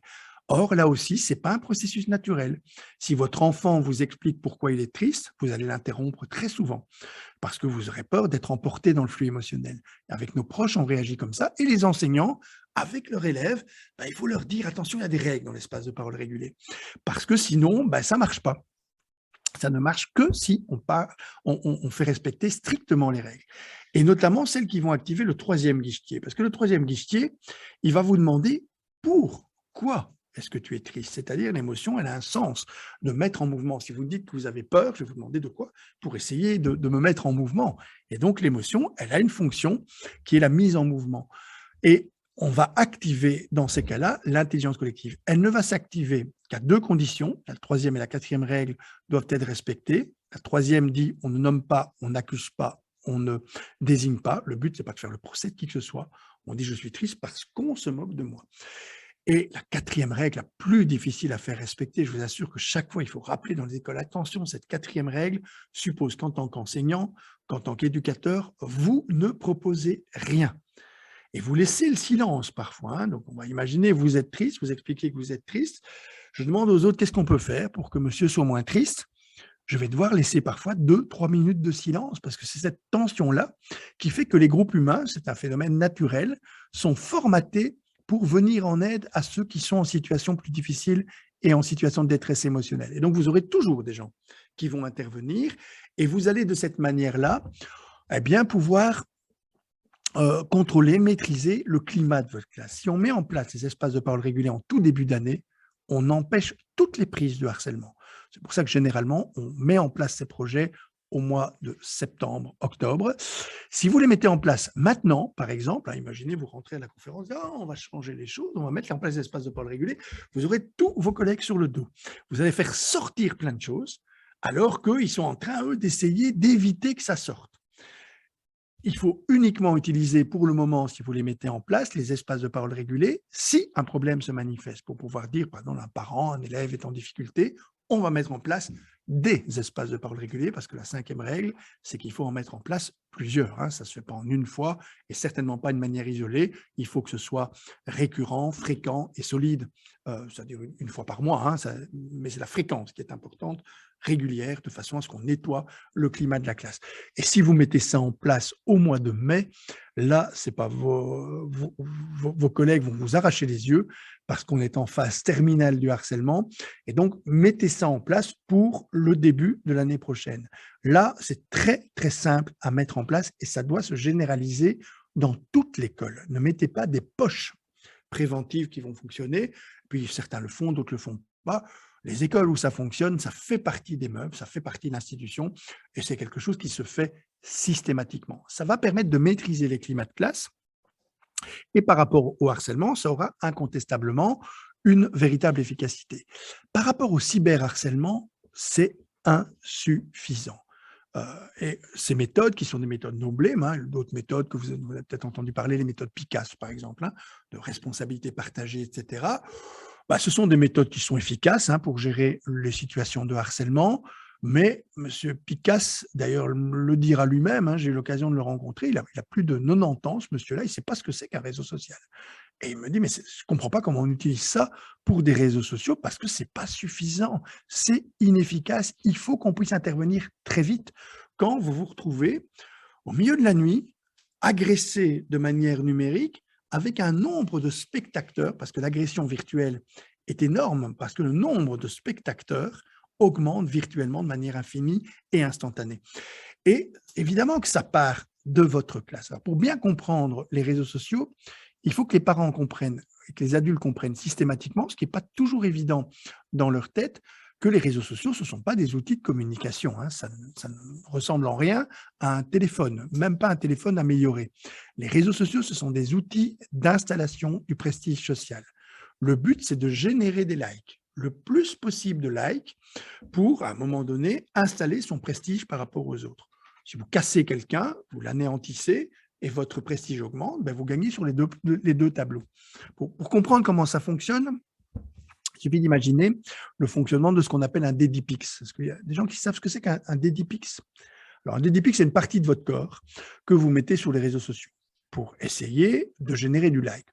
Je vous le dis déjà, si vous montrez votre bras sur un réseau social, tout le monde s'en fout de votre bras et donc ça va générer très, très peu de likes. Si vous montrez un morceau de votre poitrine, vous allez voir que les likes augmentent très, très vite. Si vous montrez votre poitrine en entier, là, ça se vend très, très bien sur le marché du like, ça va augmenter très, très vite.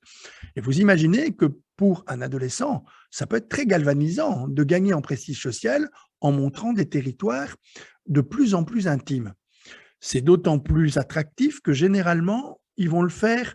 Alors, je vais prendre Messenger et Facebook, mais ne vous faites plus de soucis, il n'y a plus aucun adolescent dessus. C'est des trucs pour les vieux comme nous. Il y a trop d'adultes dessus, ils n'y vont plus. Ils ont d'autres réseaux, mais qui fonctionnent avec le même mécanisme, c'est-à-dire un réseau entre soi et un autre public.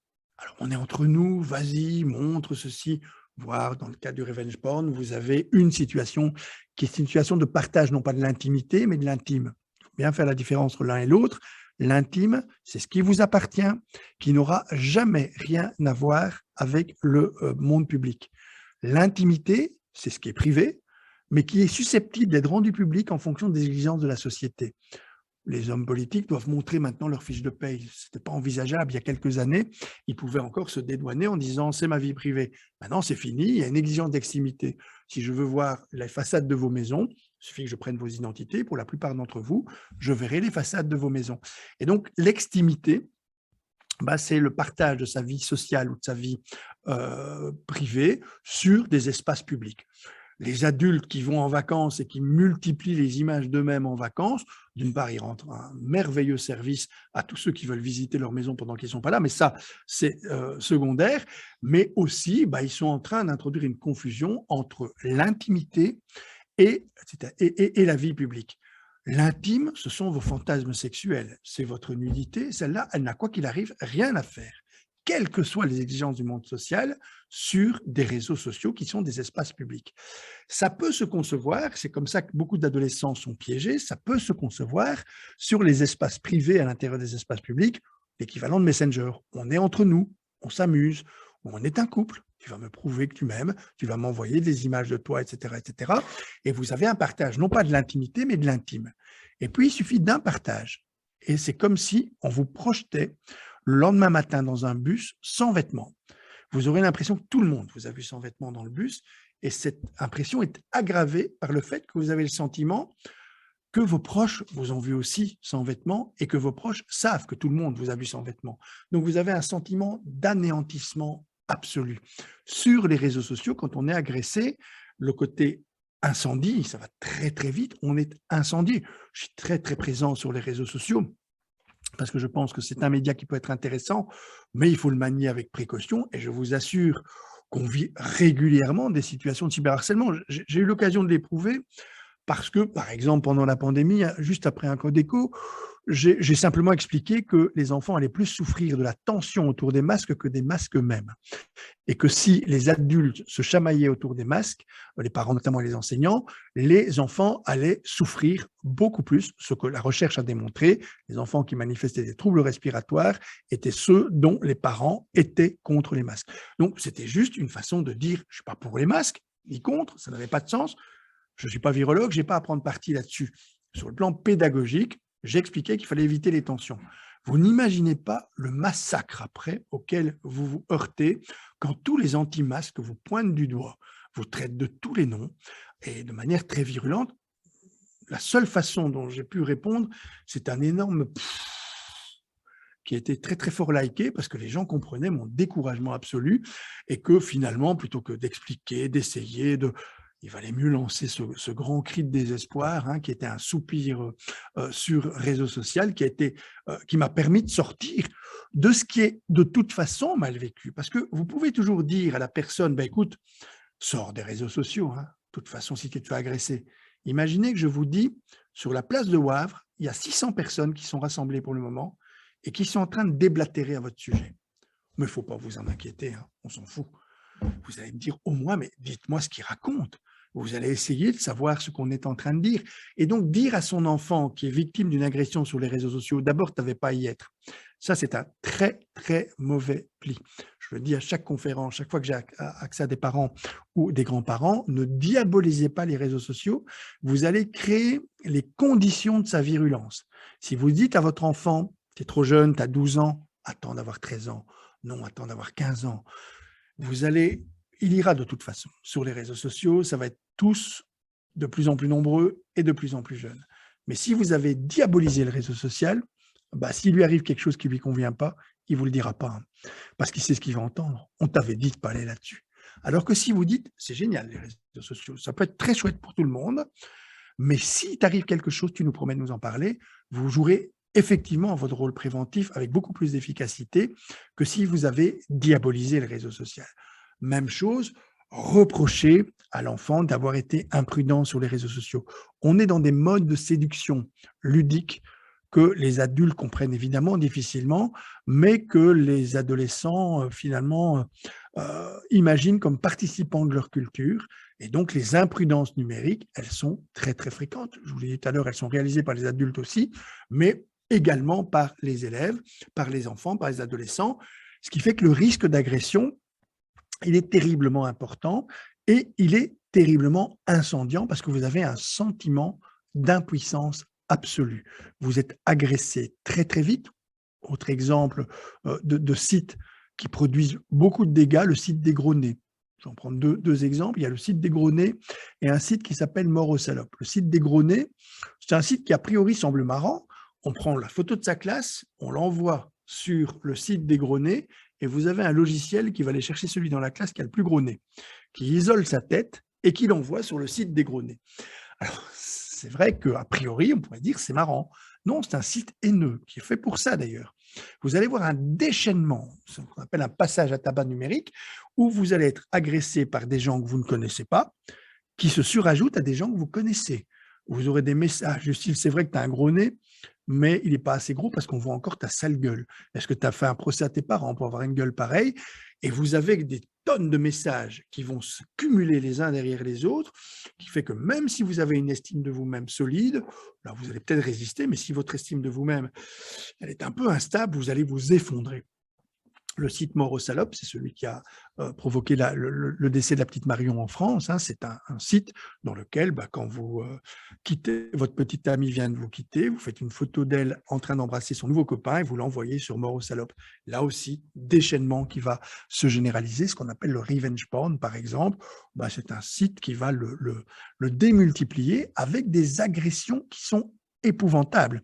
Alors, évidemment qu'un parent doit avoir une attitude compréhensive par rapport à ces images-là, parce qu'on le sait, le revenge porn, c'est quelque chose qui suppose qu'à un moment donné, vous avez un peu dévié dans des formes de séduction, de jeux ludiques de séduction, et puis la situation se détériore, et l'autre va utiliser les images qui sont en sa possession. Vous savez, il suffit de lire Les liaisons dangereuses, hein, ce n'est pas un livre récent, hein. Lorsqu'on diffuse des lettres amoureuses qui sont rendues publiques, vous cassez complètement une réputation aussi. Évidemment qu'avec les réseaux sociaux, ça va encore plus vite, de manière plus virulente, mais c'est casser les réputations de la même façon. Et donc, on est dans des registres qui vont simplement, ce que vous aviez dit en introduction, on ne les éduque pas, c'est pire que ça, on ne sait pas les éduquer. C'est comme si vous donniez les clés d'une Ferrari à des personnes qui ont à peine leur permis de conduire. La virulence est très forte. Et donc, on doit interdire tout usage asocial des réseaux sociaux. Imaginez, on n'a que les espaces de parole régulés ou que des méthodes no blame, et on se met en cercle pour discuter du fait que des images sont en train de détériorer complètement votre image à vos propres yeux et aux yeux des autres. Vous n'allez pas commencer simplement à utiliser l'espace de parole régulé, vous aurez juste envie que ça s'arrête, et vous aurez besoin que ça s'arrête au moment où vous allez voir l'agression. À 2h du matin, vous êtes seul dans votre chambre, vous constatez qu'une image de vous a été projetée sur les réseaux publics et que vous ne saurez pas maîtriser ce qui vous arrive. C'est pour ça qu'on parle de flaming, d'incendie, avec des jeunes filles qui se suicident, des jeunes garçons qui se suicident de manière tout à fait fulgurante. Maëva l'étoile filante, qui est un livre qui va sortir d'ici une quinzaine de jours, raconte magnifiquement par la maman elle-même l'histoire de cette jeune fille, qui est une jeune fille magnifique, sublime, qui a tout pour elle, absolument tout pour elle. Et un jour de Nouvel An, les parents se réveillent et voient leur fille pendue dans le salon. C'est ça, le cyberharcèlement, parce que c'est fulgurant. Et c'est effectivement des histoires qui ressemblent à celles dont je viens de vous parler, c'est-à-dire des images qui n'auraient pas dû figurer, qui commencent à circuler sur l'espace public, dans lequel il y a évidemment des responsables, il y a évidemment des coupables. Alors, on le sait, les enquêtes, lorsque le système juridique se met en mouvement, sont systématiquement décevantes.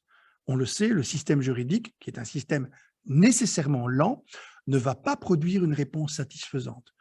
Parce que y a différentes caractéristiques des agressions numériques qui fait que c'est une meute qui vous a attaqué. On ne sait pas qui a commencé toujours. C'est plusieurs personnes. Il y a ceux qui ont liké, il y a ceux qui ont partagé. Et donc, finalement, on peut comprendre le système juridique qui dit on fait quoi? On condamne 15, 20 personnes. Et je l'ai entendu dans certains procès médiatisés où on dit mais on ne va pas créer plus de dégâts que ce qu'il y a déjà eu et briser la vie aussi des adolescents. Or, vous avez effectivement des choses très compliquées à comprendre. Moi, j'ai eu l'opportunité d'aller dans ces écoles dans lesquelles il y a eu des décès. C'est terriblement difficile de parler avec les agresseurs directs pour la bonne et simple raison, et c'est ce qui se passe systématiquement quand vous devez agresser quelqu'un, vous allez bloquer vos neurones miroirs, même si vous voulez vous moquer de quelqu'un. Si vous voulez être efficace dans votre moquerie, si vous avez trop pitié de l'autre, vous ne serez pas marrant, hein. Il faut bloquer ces neurones miroirs. Ce sont des exercices très, très difficiles et très, très dommageables, hein. Si vous le faites durablement, et ça je le dis aussi toujours dans les conférences, si vous regardez la trajectoire ultérieure d'un harceleur et la trajectoire ultérieure d'un harcelé, si je suis parent du harceleur, je m'inquiète peut-être plus que si je suis parent du harcelé. Leur trajectoire est catastrophique. Parce que si vous bloquez vos neurones miroirs, eh bien, votre intelligence émotionnelle ne va pas se développer. Et à la fois sur le plan personnel et professionnel, vous aurez des déconvenues absolues dans une société dans laquelle l'intelligence émotionnelle est très, très sollicitée. Et donc, ce n'est pas du tout intéressant, mais c'est le réflexe qu'on a. Ce qui fait que quand vous les interrogez et que vous dites, par exemple, vous leur demandez, mais qu'est-ce que tu ressens depuis que la personne a mis fin à ses jours, ils vous sortent des horreurs.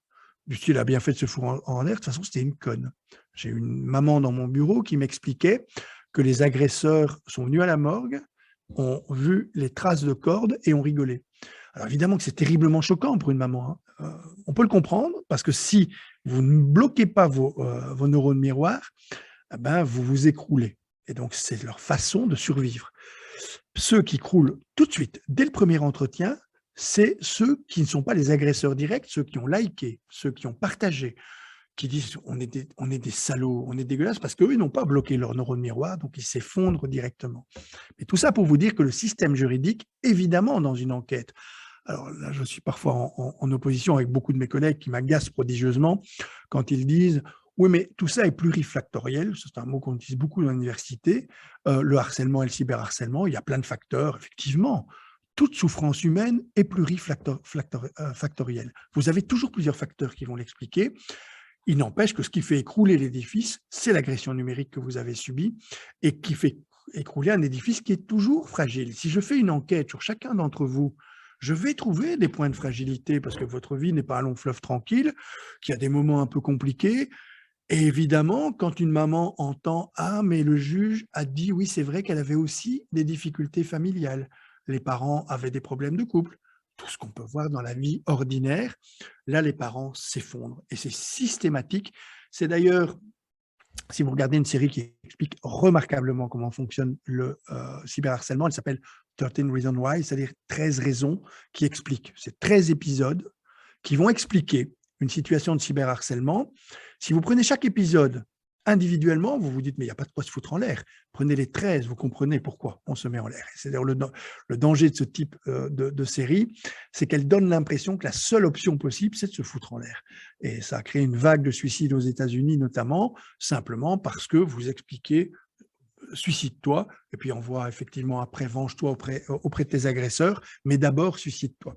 C'est vraiment une très, très mauvaise option. Mais les 13 épisodes vous permettront quand même de comprendre le mécanisme. Puis deuxième saison, qui fait un four auprès des adolescents, ça ne marche pas du tout, parce que là, on est rentré la complexité, le plurifactoriel s'est mis en mouvement.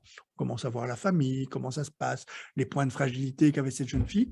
Et les adolescents ont lâché brutalement cette série en disant « mais c'est pas ça qu'on voulait ». Nous, on avait enfin une explication de ce qui était vécu quand on était agressé par des réseaux sociaux qui donnent ce sentiment d'anéantissement. Et il faut pouvoir sortir très, très vite du sentiment d'anéantissement. L'échange émotionnel ne suffira pas. Il faut émettre des sanctions. C'est pour ça qu'on met en place ce qu'on appelle des conseils d'éducation disciplinaire dans les écoles qui veulent s'équiper de, j'appellerai tout à l'heure, j'expliquais comment il fonctionne du CyberHelp. Il faut qu'il y ait ces conseils d'éducation disciplinaire. Conseil d'éducation disciplinaire, ça fonctionne chaque fois qu'il y a une infraction légale, une agression physique, une atteinte aux biens, une insulte raciste, homophobe ou sexiste. Elles sont interdites dans nos sociétés. Vous ne pouvez pas réagir par des espaces de parole régulés lorsque vous avez des infractions à des lois qui existent dans notre société telle qu'on la conçoit. L'usage asocial des réseaux sociaux est également susceptible d'être traité par ces conseils d'éducation disciplinaire qui fonctionnent de cette manière-là. La personne qui s'est rendue coupable d'une infraction ou d'une possibilité d'infraction, il ne s'agit certainement pas de demander aux écoles de faire des enquêtes. Elles ne savent pas le faire, elles ne sont pas équipées pour ça. Et si vous connaissez les nouveaux réseaux sociaux, les réseaux qu'eux utilisent, ce sont systématiquement maintenant ce qu'on appelle des réseaux fulgurants. Si vous avez agressé madame sur un réseau social, et que je vous dis, vous allez venir vous expliquer, parce qu'il y a eu des agressions, apparemment des agressions numériques de votre part, vous allez faire ce que font tous les jeunes actuellement, vous allez effacer sur votre profil Instagram ou Snapchat, ou tous ces réseaux fulgurants, qui fait que ça va aussi s'effacer chez madame. Et vous allez me dire, mais vous ne savez rien prouver. Vous ne savez rien prouver, vous n'avez aucune preuve, parce que tout s'efface. Et donc, on ne va pas demander aux écoles de faire des enquêtes. On va leur dire, attention, on va mettre en place une structure dans laquelle l'élève est amené à se chercher ce qu'on appelle un porte-voix. J'ai agressé numériquement madame, je vais être amené à m'expliquer, je vais vous prendre, vous êtes éducateur, je vais vous prendre parce qu'on s'entend bien, j'ai confiance en vous et vous êtes la personne qui va me servir de porte-voix auprès du conseil. Le conseil, c'est la direction, un représentant des enseignants, un représentant des éducateurs, et je vais vous expliquer pourquoi j'ai agressé madame. Je vais même vous dire que j'ai agressé madame parce que depuis le début de l'année, je suis harcelé par elle. Et elle n'arrête pas de mettre toute la classe contre moi. Et donc, moi, je me suis vengé sur les réseaux sociaux et je l'ai agressée. Vous, vous êtes mon porte-voix, pas mon avocat. Vous n'êtes pas là pour me défendre. Vous êtes là pour donner une explication.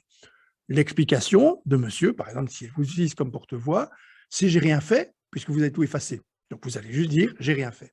Vous allez nous servir de porte-voix tous les deux auprès du conseil et vous allez expliquer d'une part que, bon, pour ma part, je me sentais agressé et harcelé, et donc j'ai utilisé de manière asociale les réseaux sociaux.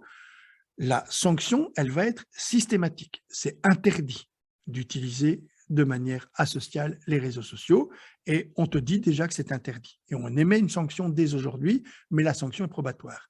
Si dans les 6 mois, dans les 8 mois, on voit de nouveau une trace de harcèlement, de cyberharcèlement de ta part, voilà ce à quoi tu t'exposes, et on émet une sanction qui doit être rédhibitoire.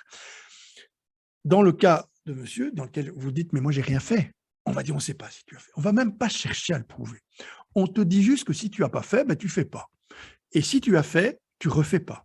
Et on ne cherche pas à vérifier si vous avez réellement fait, mais on émet quand même aussi la sanction probatoire en disant si dans les 6 mois, ben, vous vous rendez coupable d'une agression numérique, eh bien, voilà la sanction à laquelle vous exposez. Et on vous prévient, à partir d'aujourd'hui, il y aura des copies d'écran systématiques dès qu'il y a une agression. Le CyberHelp, qui est l'application qui fonctionne avec le dispositif, c'est juste un interrupteur, en fait. Donc, le CyberHelp, c'est une application simplement qui permet de déclencher le dispositif. Vous êtes agressé numériquement. En fait, ça se présente comme ça. Vous avez un petit bouton qui se met au coin de votre iPhone, de votre ordinateur, de votre Samsung. Vous avez un petit bouton rouge. Vous êtes agressé, vous estimez être victime d'agression, vous appuyez sur le petit bouton rouge. C'est un petit animal, mais je vais l'expliquer comme étant un petit bouton rouge, c'est plus simple. Vous appuyez sur ce petit bouton rouge, il y a un tutoriel qui se met automatiquement en mouvement et qui génère des copies d'écran. Puis, un deuxième petit bouton apparaît. Si tu estimes que tu es cyberagressé, appuie sur ce bouton-là. Aussitôt, les écrans sont envoyés à l'école. C'est systématique et vous recevez tout de suite, à 2 h du matin, un message qui dit « Ne t'inquiète pas, c'est plus ton problème, c'est notre souci, on va trouver une réponse. Tu n'es pas seul face à la difficulté. » Et 2 numéros apparaissent, celui de ce qu'on appelle un cybercitoyen responsable. Ce sont des élèves de l'école, il y en a une douzaine par école, qui ont une information qui leur permet de comprendre le dispositif, les espaces de parole régulés, conseil d'éducation disciplinaire, et qui est quelqu'un que tu peux contacter si tu veux comprendre comment on va réagir. Et le deuxième numéro, c'est celui d'un référent numérique. C'est un adulte qui joue exactement le même rôle. Alors, le principe, c'est de contrôler tous les comportements en ayant, par rapport à l'usage asocial des réseaux sociaux, une forme de tolérance qui est une tolérance zéro. Alors, il y a évidemment... Vous imaginez, vous êtes adolescent, adolescente, il y a des images de vous sans vêtements, parce que vous avez été imprudent numériquement. Si vous me dites, si j'appuie, les images, elles vont parvenir chez mes parents, vous n'allez pas appuyer. Donc, il y a une garantie qui est donnée aux élèves, c'est vos parents ne seront pas en possession des images. C'est d'ailleurs prévu dans la procédure, on ne donne pas les images aux parents. Mais aucune école ne va pouvoir agir sans qu'il y ait effectivement une mise au courant des parents. Et donc, dès qu'il y a une agression numérique, les parents sont invités à venir à l'école pour choisir 3 réponses possibles. La première réponse, c'est la réponse pédagogique, celle qui est mise en place par l'école, suivant ce que je vous ai exprimé. La deuxième réponse est une réponse juridique ou judiciaire. Le CyberHelp et le dispositif, j'ai eu l'opportunité de le mettre en place avec Olivier Bogart, qui est commissaire à la Cybercrime Unit, et qui, lui, était attentif à la manière dont ça allait s'inscrire dans les procédures juridiques et judiciaires. Or, si vous allez porter plainte pour cyberharcèlement, le policier qui va vous recevoir, il va vous dire « montrez-moi quelque chose ». j'ai besoin, le système judiciaire fonctionne sur le schéma papier. Donc, vous devez montrer quelque chose qui est susceptible de prendre la forme du papier. Même si vous faites un témoignage, il va au moins le noter. Mais donc, les copies d'écran vont permettre d'initier la procédure. Résultat, si vous décidez de porter plainte, on vous dit allez à la police, nous envoyons le dossier à la police. Il ne passera pas par vous. Et la police sait qu'elle ne peut pas le transmettre aux parents parce que ça fait partie de la procédure juridique et judiciaire aussi. Et ce qui est le plus efficace, c'est la troisième réponse possible, une réponse juridique et judiciaire couplée à une réponse pédagogique. Parce que la réponse juridique et judiciaire, elle est lente et elle doit être lente. Les enquêtes, dans ce domaine-là, sont des enquêtes lentes. Je vous l'ai dit tout à l'heure, c'est souvent décevant, mais on peut laisser une chance, effectivement, à la procédure juridique et judiciaire, et on pourra le faire s'il y a une réponse pédagogique qui est absolument immédiate. C'est pour ça que c'est important d'avoir un dispositif complet. Le CyberHelp va sans doute se généraliser dans l'ensemble du Luxembourg, hein, puisque le ministère nous a contactés pour qu'on puisse le généraliser dans toutes les écoles suivant un protocole qu'on est en train de discuter. Des régions sont en train de le mettre en place, Bruxelles, les régions de Bruxelles, etc. Mais ça avance, je vais dire, localement et de manière locale. Ce qui est important, c'est que les écoles s'estiment équipées. Pour nous, c'est fondamental, c'est-à-dire qu'une école qui va demander le CyberHelp, c'est une école qui a le dispositif, parce que vous imaginez, c'est un interrupteur, le CyberHelp. Si vous diffusez le CyberHelp dans des écoles qui ne sont pas équipées, vous aurez des élèves qui vont émettre une alerte, et puis il y aura une réponse avec des adultes qui vont dire « mais qu'est-ce qu'on fait avec ça? Tu as vu les messages ?» etc. Et donc, la seule chose, le CyberHelp est gratuit et pour moi devra l'être quoi qu'il arrive, gratuit, mais on demande aux écoles d'abord de s'équiper pour être sûr qu'ils puissent produire une réponse qui est la réponse adéquate.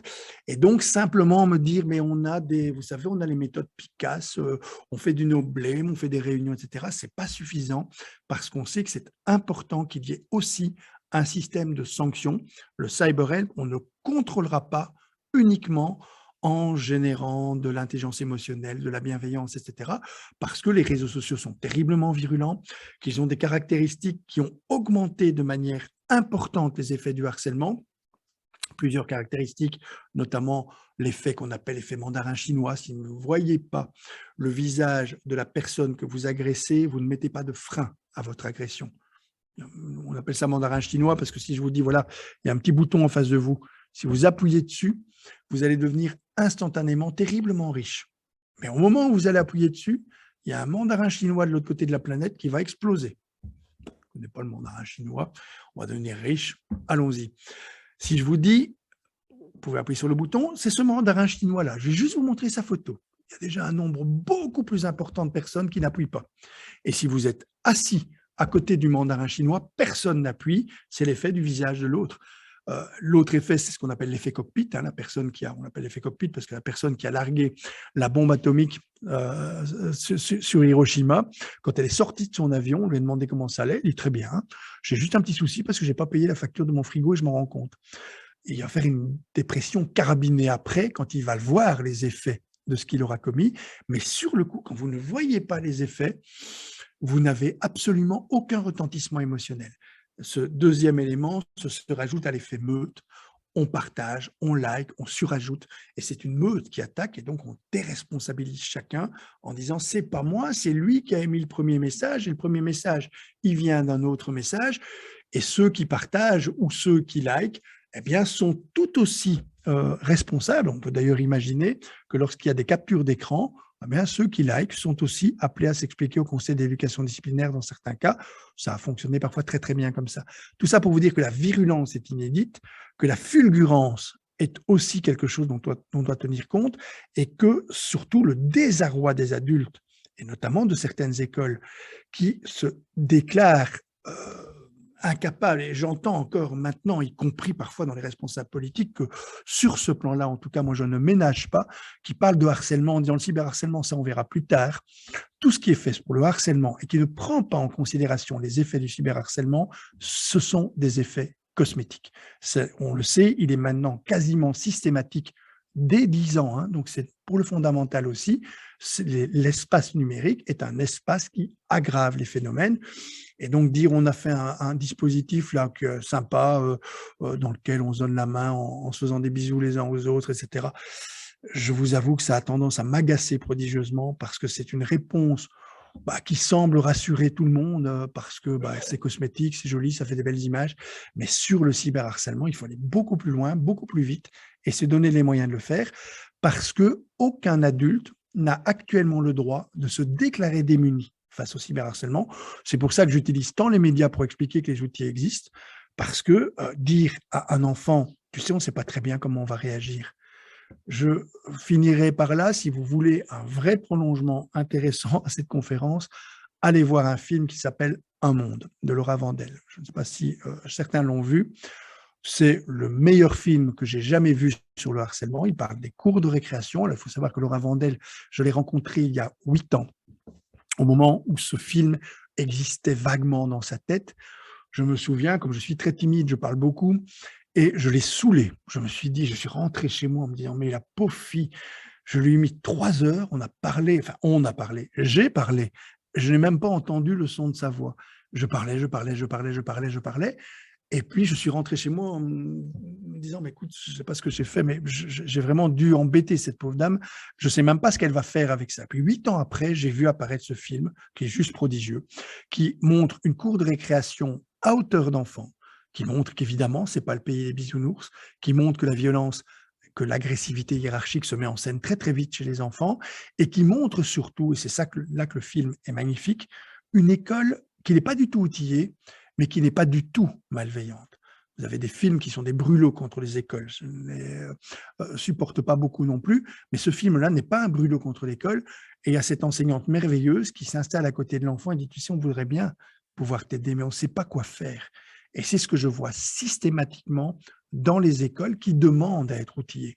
Alors évidemment, maintenant, il faut leur donner les moyens de le faire et il faut donner les moyens de diffuser les techniques qui existent pour que aucun adulte ne puisse s'estimer démuni. Ce qui est catastrophique pour un enfant soumis au désespoir, c'est quand il transmet ce désespoir à un adulte, il le fait déjà très très peu. Vous avez 6,8% des enfants qui parlent du harcèlement qu'ils subissent et du cyberharcèlement. Ils n'en parlent pas à leurs parents pour une raison très simple, ils ont peur de peiner leurs parents. C'est quelque chose de terrifiant à lire quand vous lisez les dernières lettres d'enfants avant ou d'adolescentes avant de se suicider, qui expliquent de manière tout à fait paradoxale et tragique, papa et maman, excusez-moi, je ne vous ai pas raconté ce qui m'arrivait parce que j'avais peur de vous faire de la peine. Vous imaginez? C'est pour préserver leurs parents de la peine qu'ils leur auraient causée. Et c'est normal, hein, dans notre société, quand un parent va chercher son enfant à l'école, ce qu'il va lui poser comme question, la première question, c'est « ça a été ?» Parce qu'on attend absolument un oui. Hein. Et donc, j'ai toujours en tête ce petit garçon qui me disait « mais quand maman me demande ça a été », je lui dis « comme d'hab ». Comme ça, elle dit je lui mens pas ». Mais en fait, je dis c'est l'enfer comme d'hab. Mais je ne dis pas que c'est l'enfer parce que je n'ai pas envie de lui faire de la peine.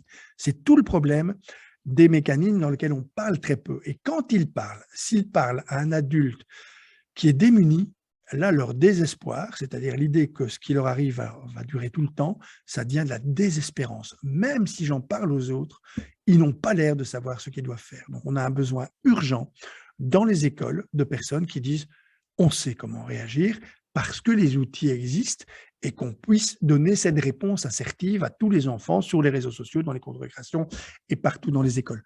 Voilà, je m'aperçois que j'ai parlé beaucoup plus que le temps qui était prévu, mais il y a encore un petit temps pour vos questions, donc n'hésitez pas. Merci en tout cas pour votre attention.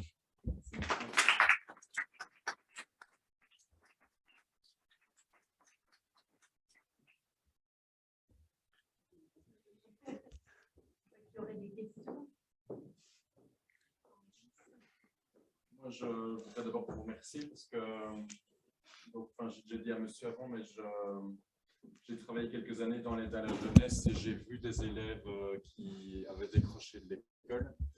Et donc, j'ai entendu des histoires, mais je n'ai fait que les écouter, les accompagner sans être dans l'école et dans le vif du sujet et sans être outillé. Et maintenant, ça fait 2 ans que je suis dans l'enseignement, dans l'éducateur en école et que je ne suis pas du tout outillé et que heureusement que je suis venu ce soir et que maintenant, voilà, j'ai vraiment envie de continuer. continuer à être outillé? Parce que là, ça a été vite, c'était très dense, donc merci beaucoup, mais Alors, c'est que le début. Voilà, le principe, alors dites-vous bien une chose, c'est que des outils, ça se transmet beaucoup plus vite que ce qu'on imagine. Oui. Ce qui est très lent, et c'est pour ça là aussi que je me mets un peu en porte-à-faux par rapport à tous ceux qui promettent des formations. Si je vous dis on va vous former, bon, bien sûr, beaucoup gagnent leur vie comme ça, hein, donc c'est pour ça que c'est quelque chose que vous allez voir très souvent. Vous allez faire une formation de 6 mois, 1 an, et au bout de la formation, je vous dis, on n'est pas encore tout à fait prêt, hein. Il faut encore recommencer, et ça va vous coûter 3 000 €. C'est tout un commerce, tout ça, et c'est terriblement gênant quand ce qui est pris en otage, c'est la souffrance des enfants, des adolescents. Des techniques, ça se diffuse en très très peu de temps. Je vais même vous dire un truc, ne lisez pas mes livres. Je vais vous le dire à vous notamment. Eh bien, c'est très bien. Eh bien, vous êtes en train d'exprimer très clairement ce que mes éditeurs me disent en permanence. C'est-à-dire, attention, les éducateurs, les enseignants, ils n'ont pas le temps de lire. Ils sont dans l'action. Et donc, au début, je faisais des gros livres de 300 pages. On m'a dit 200. On m'a dit non, 100 pages, c'est bien assez pour les enseignants. Et maintenant, je me suis résolu à faire des fiches outils. Je vous les transmettrai si vous voulez. C'est des fiches outils qui expliquent en une page comment on fait pour faire un espace de parole régulé, comment on fait pour faire un conseil d'éducation disciplinaire, comment on agit pour mettre en place le dispositif, par exemple avec les cybercitoyens et les référents numériques. C'est des pages qui disent comment faire. Vous savez, quand je reçois un enfant, un adolescent en consultation, et que je suis obligé de lui dire c'est fini, c'est plus ton problème, c'est mon souci, c'est à moi à agir, et toi tu dois surtout pas bouger, tu restes comme tu es parce que tu es très chouette comme tu es. Ils ont besoin d'entendre ça parce qu'ils ont cherché des tas de raisons au harcèlement. Mais je ne peux pas dire à ce pauvre garçon juste après, et maintenant tu vas attendre que la Fédération Wallonie-Bruxelles ait équipé toutes les écoles, parce que sinon, il va être au moins aussi découragé que moi, parce que c'est lent, hein, la réponse politique, il faut vraiment, vraiment lui donner du temps. Et donc, je lui dis, voilà, tu me donnes simplement le nom d'un enseignant, d'un éducateur en qui tu as confiance. Je peux vous assurer que ce soit des enfants ou des adolescents, je n'ai jamais entendu un enfant et un adolescent me dire j'ai confiance en personne. Ils ont toujours confiance en quelqu'un, mais ils rajoutent toujours mais je suis pas sûr qu'il sait ce qu'il doit faire. Et donc moi là je peux lui dire mais je sais, je vais lui dire ce qu'il doit faire. On va imaginer, vous êtes l'éducateur qui a été choisi par l'enfant, ben, je vais demander à la direction de votre école l'autorisation de vous appeler. Et je ne vais pas vous dire, écoutez, on va faire une formation. Hein. Je vais vous dire en 10 minutes, voilà comment on va mettre en place un espace de parole régulé. Et vous me dites après si ça fonctionne ou pas, parce que je reverrai l'enfant éventuellement qui m'en parlera. Il faut savoir que ce sont des techniques toutes simples. Prendre un exemple pour expliquer à quel point c'est facile. C'est un petit garçon de 10 ans qui avait vécu un harcèlement un peu compliqué. Et puis, il était venu au mois de mai, donc en fin d'année. Je téléphone à son instituteur, après avoir pris contact avec la direction, et l'instituteur m'écoute, mais vaguement. Je voyais bien qu'on était au mois de mai. Hein. Et ce petit garçon reprend un rendez-vous en septembre. Je dis à la personne qui prend les rendez-vous, là, tu l'intercales entre deux, parce que en septembre, une situation avec récidive, ça peut être très sérieux. J'arrive, je vois ce petit garçon, je le vois encore, il était tout sourire avec son papa dans le bureau. Et je lui dis, ça va? Il me dit, oui, ça va, je ne suis plus harcelé du tout, mais j'ai voulu prendre rendez-vous, je vais vous expliquer pourquoi. Vous avez téléphoné à mon instituteur et il a fait un espace de parole, mais il l'a fait à la va comme je te pousse. C'est-à-dire, en gros, il a dit, les gars, là, on a des problèmes avec lui, soyez sympas, etc. Bon, il a fait un espace de parole. Vous savez, j'ai tout vu, hein, il y a des espaces de parole réguliers, des personnes qui disaient on a fait des espaces de parole, mais il y a un truc tout simple, vous allez dans la cour de récréation, vous demandez aux enfants s'ils savent ce qu'est un espace de parole régulé. Si l'école a activé les espaces de parole régulés, les enfants le savent et ils savent le dire. Dans ce cas-là, ben, l'enseignant ne l'a pas fait du tout et le petit garçon de 10 ans dit j'ai été voir le directeur. Je lui ai dit, c'est pas comme ça qu'on fait un espace de parole régulé, à 10 ans. Hein, et il explique les 5 règles d'un espace de parole régulé. Le directeur, très beau joueur, lui dit ben, va le dire à ton prof, va dire comment on fait. Et il dit j'ai été le dire à mon instituteur. Je dis voilà, c'est pas comme ça, voilà les règles. Et l'instituteur, très beau joueur, a dit ok, on va le faire comme tu dis. Et il dit là, ça a marché. Et il me dit j'ai pris rendez-vous juste pour que vous disiez bien aux enseignants de faire comme vous dites. Ce sont des règles, et des règles, on ne peut pas transiger avec, sinon les mécanismes ne fonctionnent pas. Ce n'est pas de la magie, hein. C'est juste parce que chez l'être humain, l'intelligence émotionnelle est connectée à l'intelligence collective. Et donc, surtout, vous ne devez rien faire vous-même, parce que si vous faites quelque chose, tout le soufflet retombe. C'est pour ça que c'est parfois plus efficace la diffusion d'une technique qu'une formation dans laquelle, par exemple, comme je l'ai fait ici, je vais vous expliquer les tenants, les aboutissants, plein de choses. en 5 minutes par téléphone, avec une garantie que je vais vous donner, c'est ce que je fais systématiquement avec les enseignants, je vous donne mon numéro de portable, vous m'envoyez un petit message et en cas de souci pendant l'espace de parole régulé, vous n'hésitez pas à m'appeler. Je vous assure que vous verrez qu'on appelle très très peu parce qu'en réalité, il n'y a pas de souci. Mais on a besoin de cette espèce de garde-fou. Et ce qui fonctionne très bien dans les écoles pour le moment, c'est une personne formée qui se met à disposition des autres comme support technique. Pas une personne formée qui va devenir monsieur ou madame harcèlement et qui va gérer toutes les situations. Elle va imploser à un moment donné et surtout, vous allez intervenir dans des classes dont vous n'êtes pas le maître. Il faut vraiment appuyer la pratique réalisée par ceux qui sont les maîtres de classe, donc les enseignants. Mais ça peut se mettre en place et je constate quand même que ça va de plus en plus vite dans la diffusion d'espace. Il y a un espace, par exemple, qui a remarquablement réalisé dans toutes ces écoles les dispositifs, c'est la botte du Hainaut. Si vous allez à Chimay, à Couvain, vous allez voir que toutes les écoles sont équipées pour une raison tout à fait étonnante. C'est que c'est lié à la Chimay. Vous connaissez la Chimay. La Chimay, la Wartoise, avec ceux qui produisent la Chimay, n'ont pas le droit de faire des bénéfices. Ce sont des moines, ils ne peuvent pas faire de bénéfices, donc ils doivent tout réinvestir dans des projets sociaux. Et il y a ça quelques années, ils ont tout réinvesti dans la remise en forme des cours de récréation régulés, etc., à la condition que toutes les écoles fassent l'intégralité des dispositifs. C'est-à-dire, on avait droit à une cour de récréation complètement rénovée, payée par la Wartoise. Donc, chaque fois que vous buvez une Chimay, vous financez une cour de récréation, donc buvez sans modération. mais vous aviez effectivement ce mécanisme qui fait que toutes les écoles, tous les 3e jeudis du mois, toutes les écoles de la botte du Hainaut faisaient des espaces de parole régulés. Si vous allez sur le marché de Chimay, vous demandez à un enfant c'est quoi un espace de parole régulé, il va vous donner les règles très facilement. Ce qu'on a constaté, c'est que les écoles secondaires n'ont pas eu à implémenter le projet, les enfants sont venus avec. Et ils ont commencé à expliquer, effectivement, dans les écoles, les espaces de parole régulés se sont mis automatiquement en place et les conseils d'éducation disciplinaire sont venus naturellement se greffer à l'ensemble. Résultat, le cyber-help a pu être diffusé dans toutes les écoles de la botte du Hainaut. C'est ça le principe même, c'est que plus vous intervenez tôt, en maternelle par exemple, on peut déjà mettre en place avec des caractéristiques qui sont celles des maternelles, des enseignantes qui ne vont jamais corriger les enfants, mais qui vont, si un enfant, par exemple, on dit on ne nomme pas, on ne désigne pas, on n'accuse pas, en maternelle, ils vont toujours désigner. Ouais, c'est lui qui m'a poussé, etc. Et les enseignantes de maternelle, qui sont, je crois, ce qu'on fait de mieux en pédagogie, elles vont faire ce qu'elles font merveilleusement, elles ne corrigent pas les enfants, elles reformulent. Donc, tu veux dire qu'on t'a poussé. Et les enfants apprennent en maternelle les conditions d'un espace de parole régulé. Et on le voit que celles qui le font en maternelle, les groupes classes qui le font en maternelle, sont beaucoup plus habiles à le faire quand ils rentrent dans le fondamental. Et ceux qui l'ont en fondamental le font de manière systématique dans le secondaire. Et donc, on peut espérer faire bouger l'intégralité du système scolaire. Je vous avoue que c'est fatigant. Ça fait des années, des années. Au début, je travaillais d'école en école. Maintenant, je travaille par regroupement d'écoles, mais ça reste très, très, très fatigant parce qu'il faut qu'il y ait une intention politique beaucoup plus ferme, beaucoup plus solide, beaucoup plus marquée.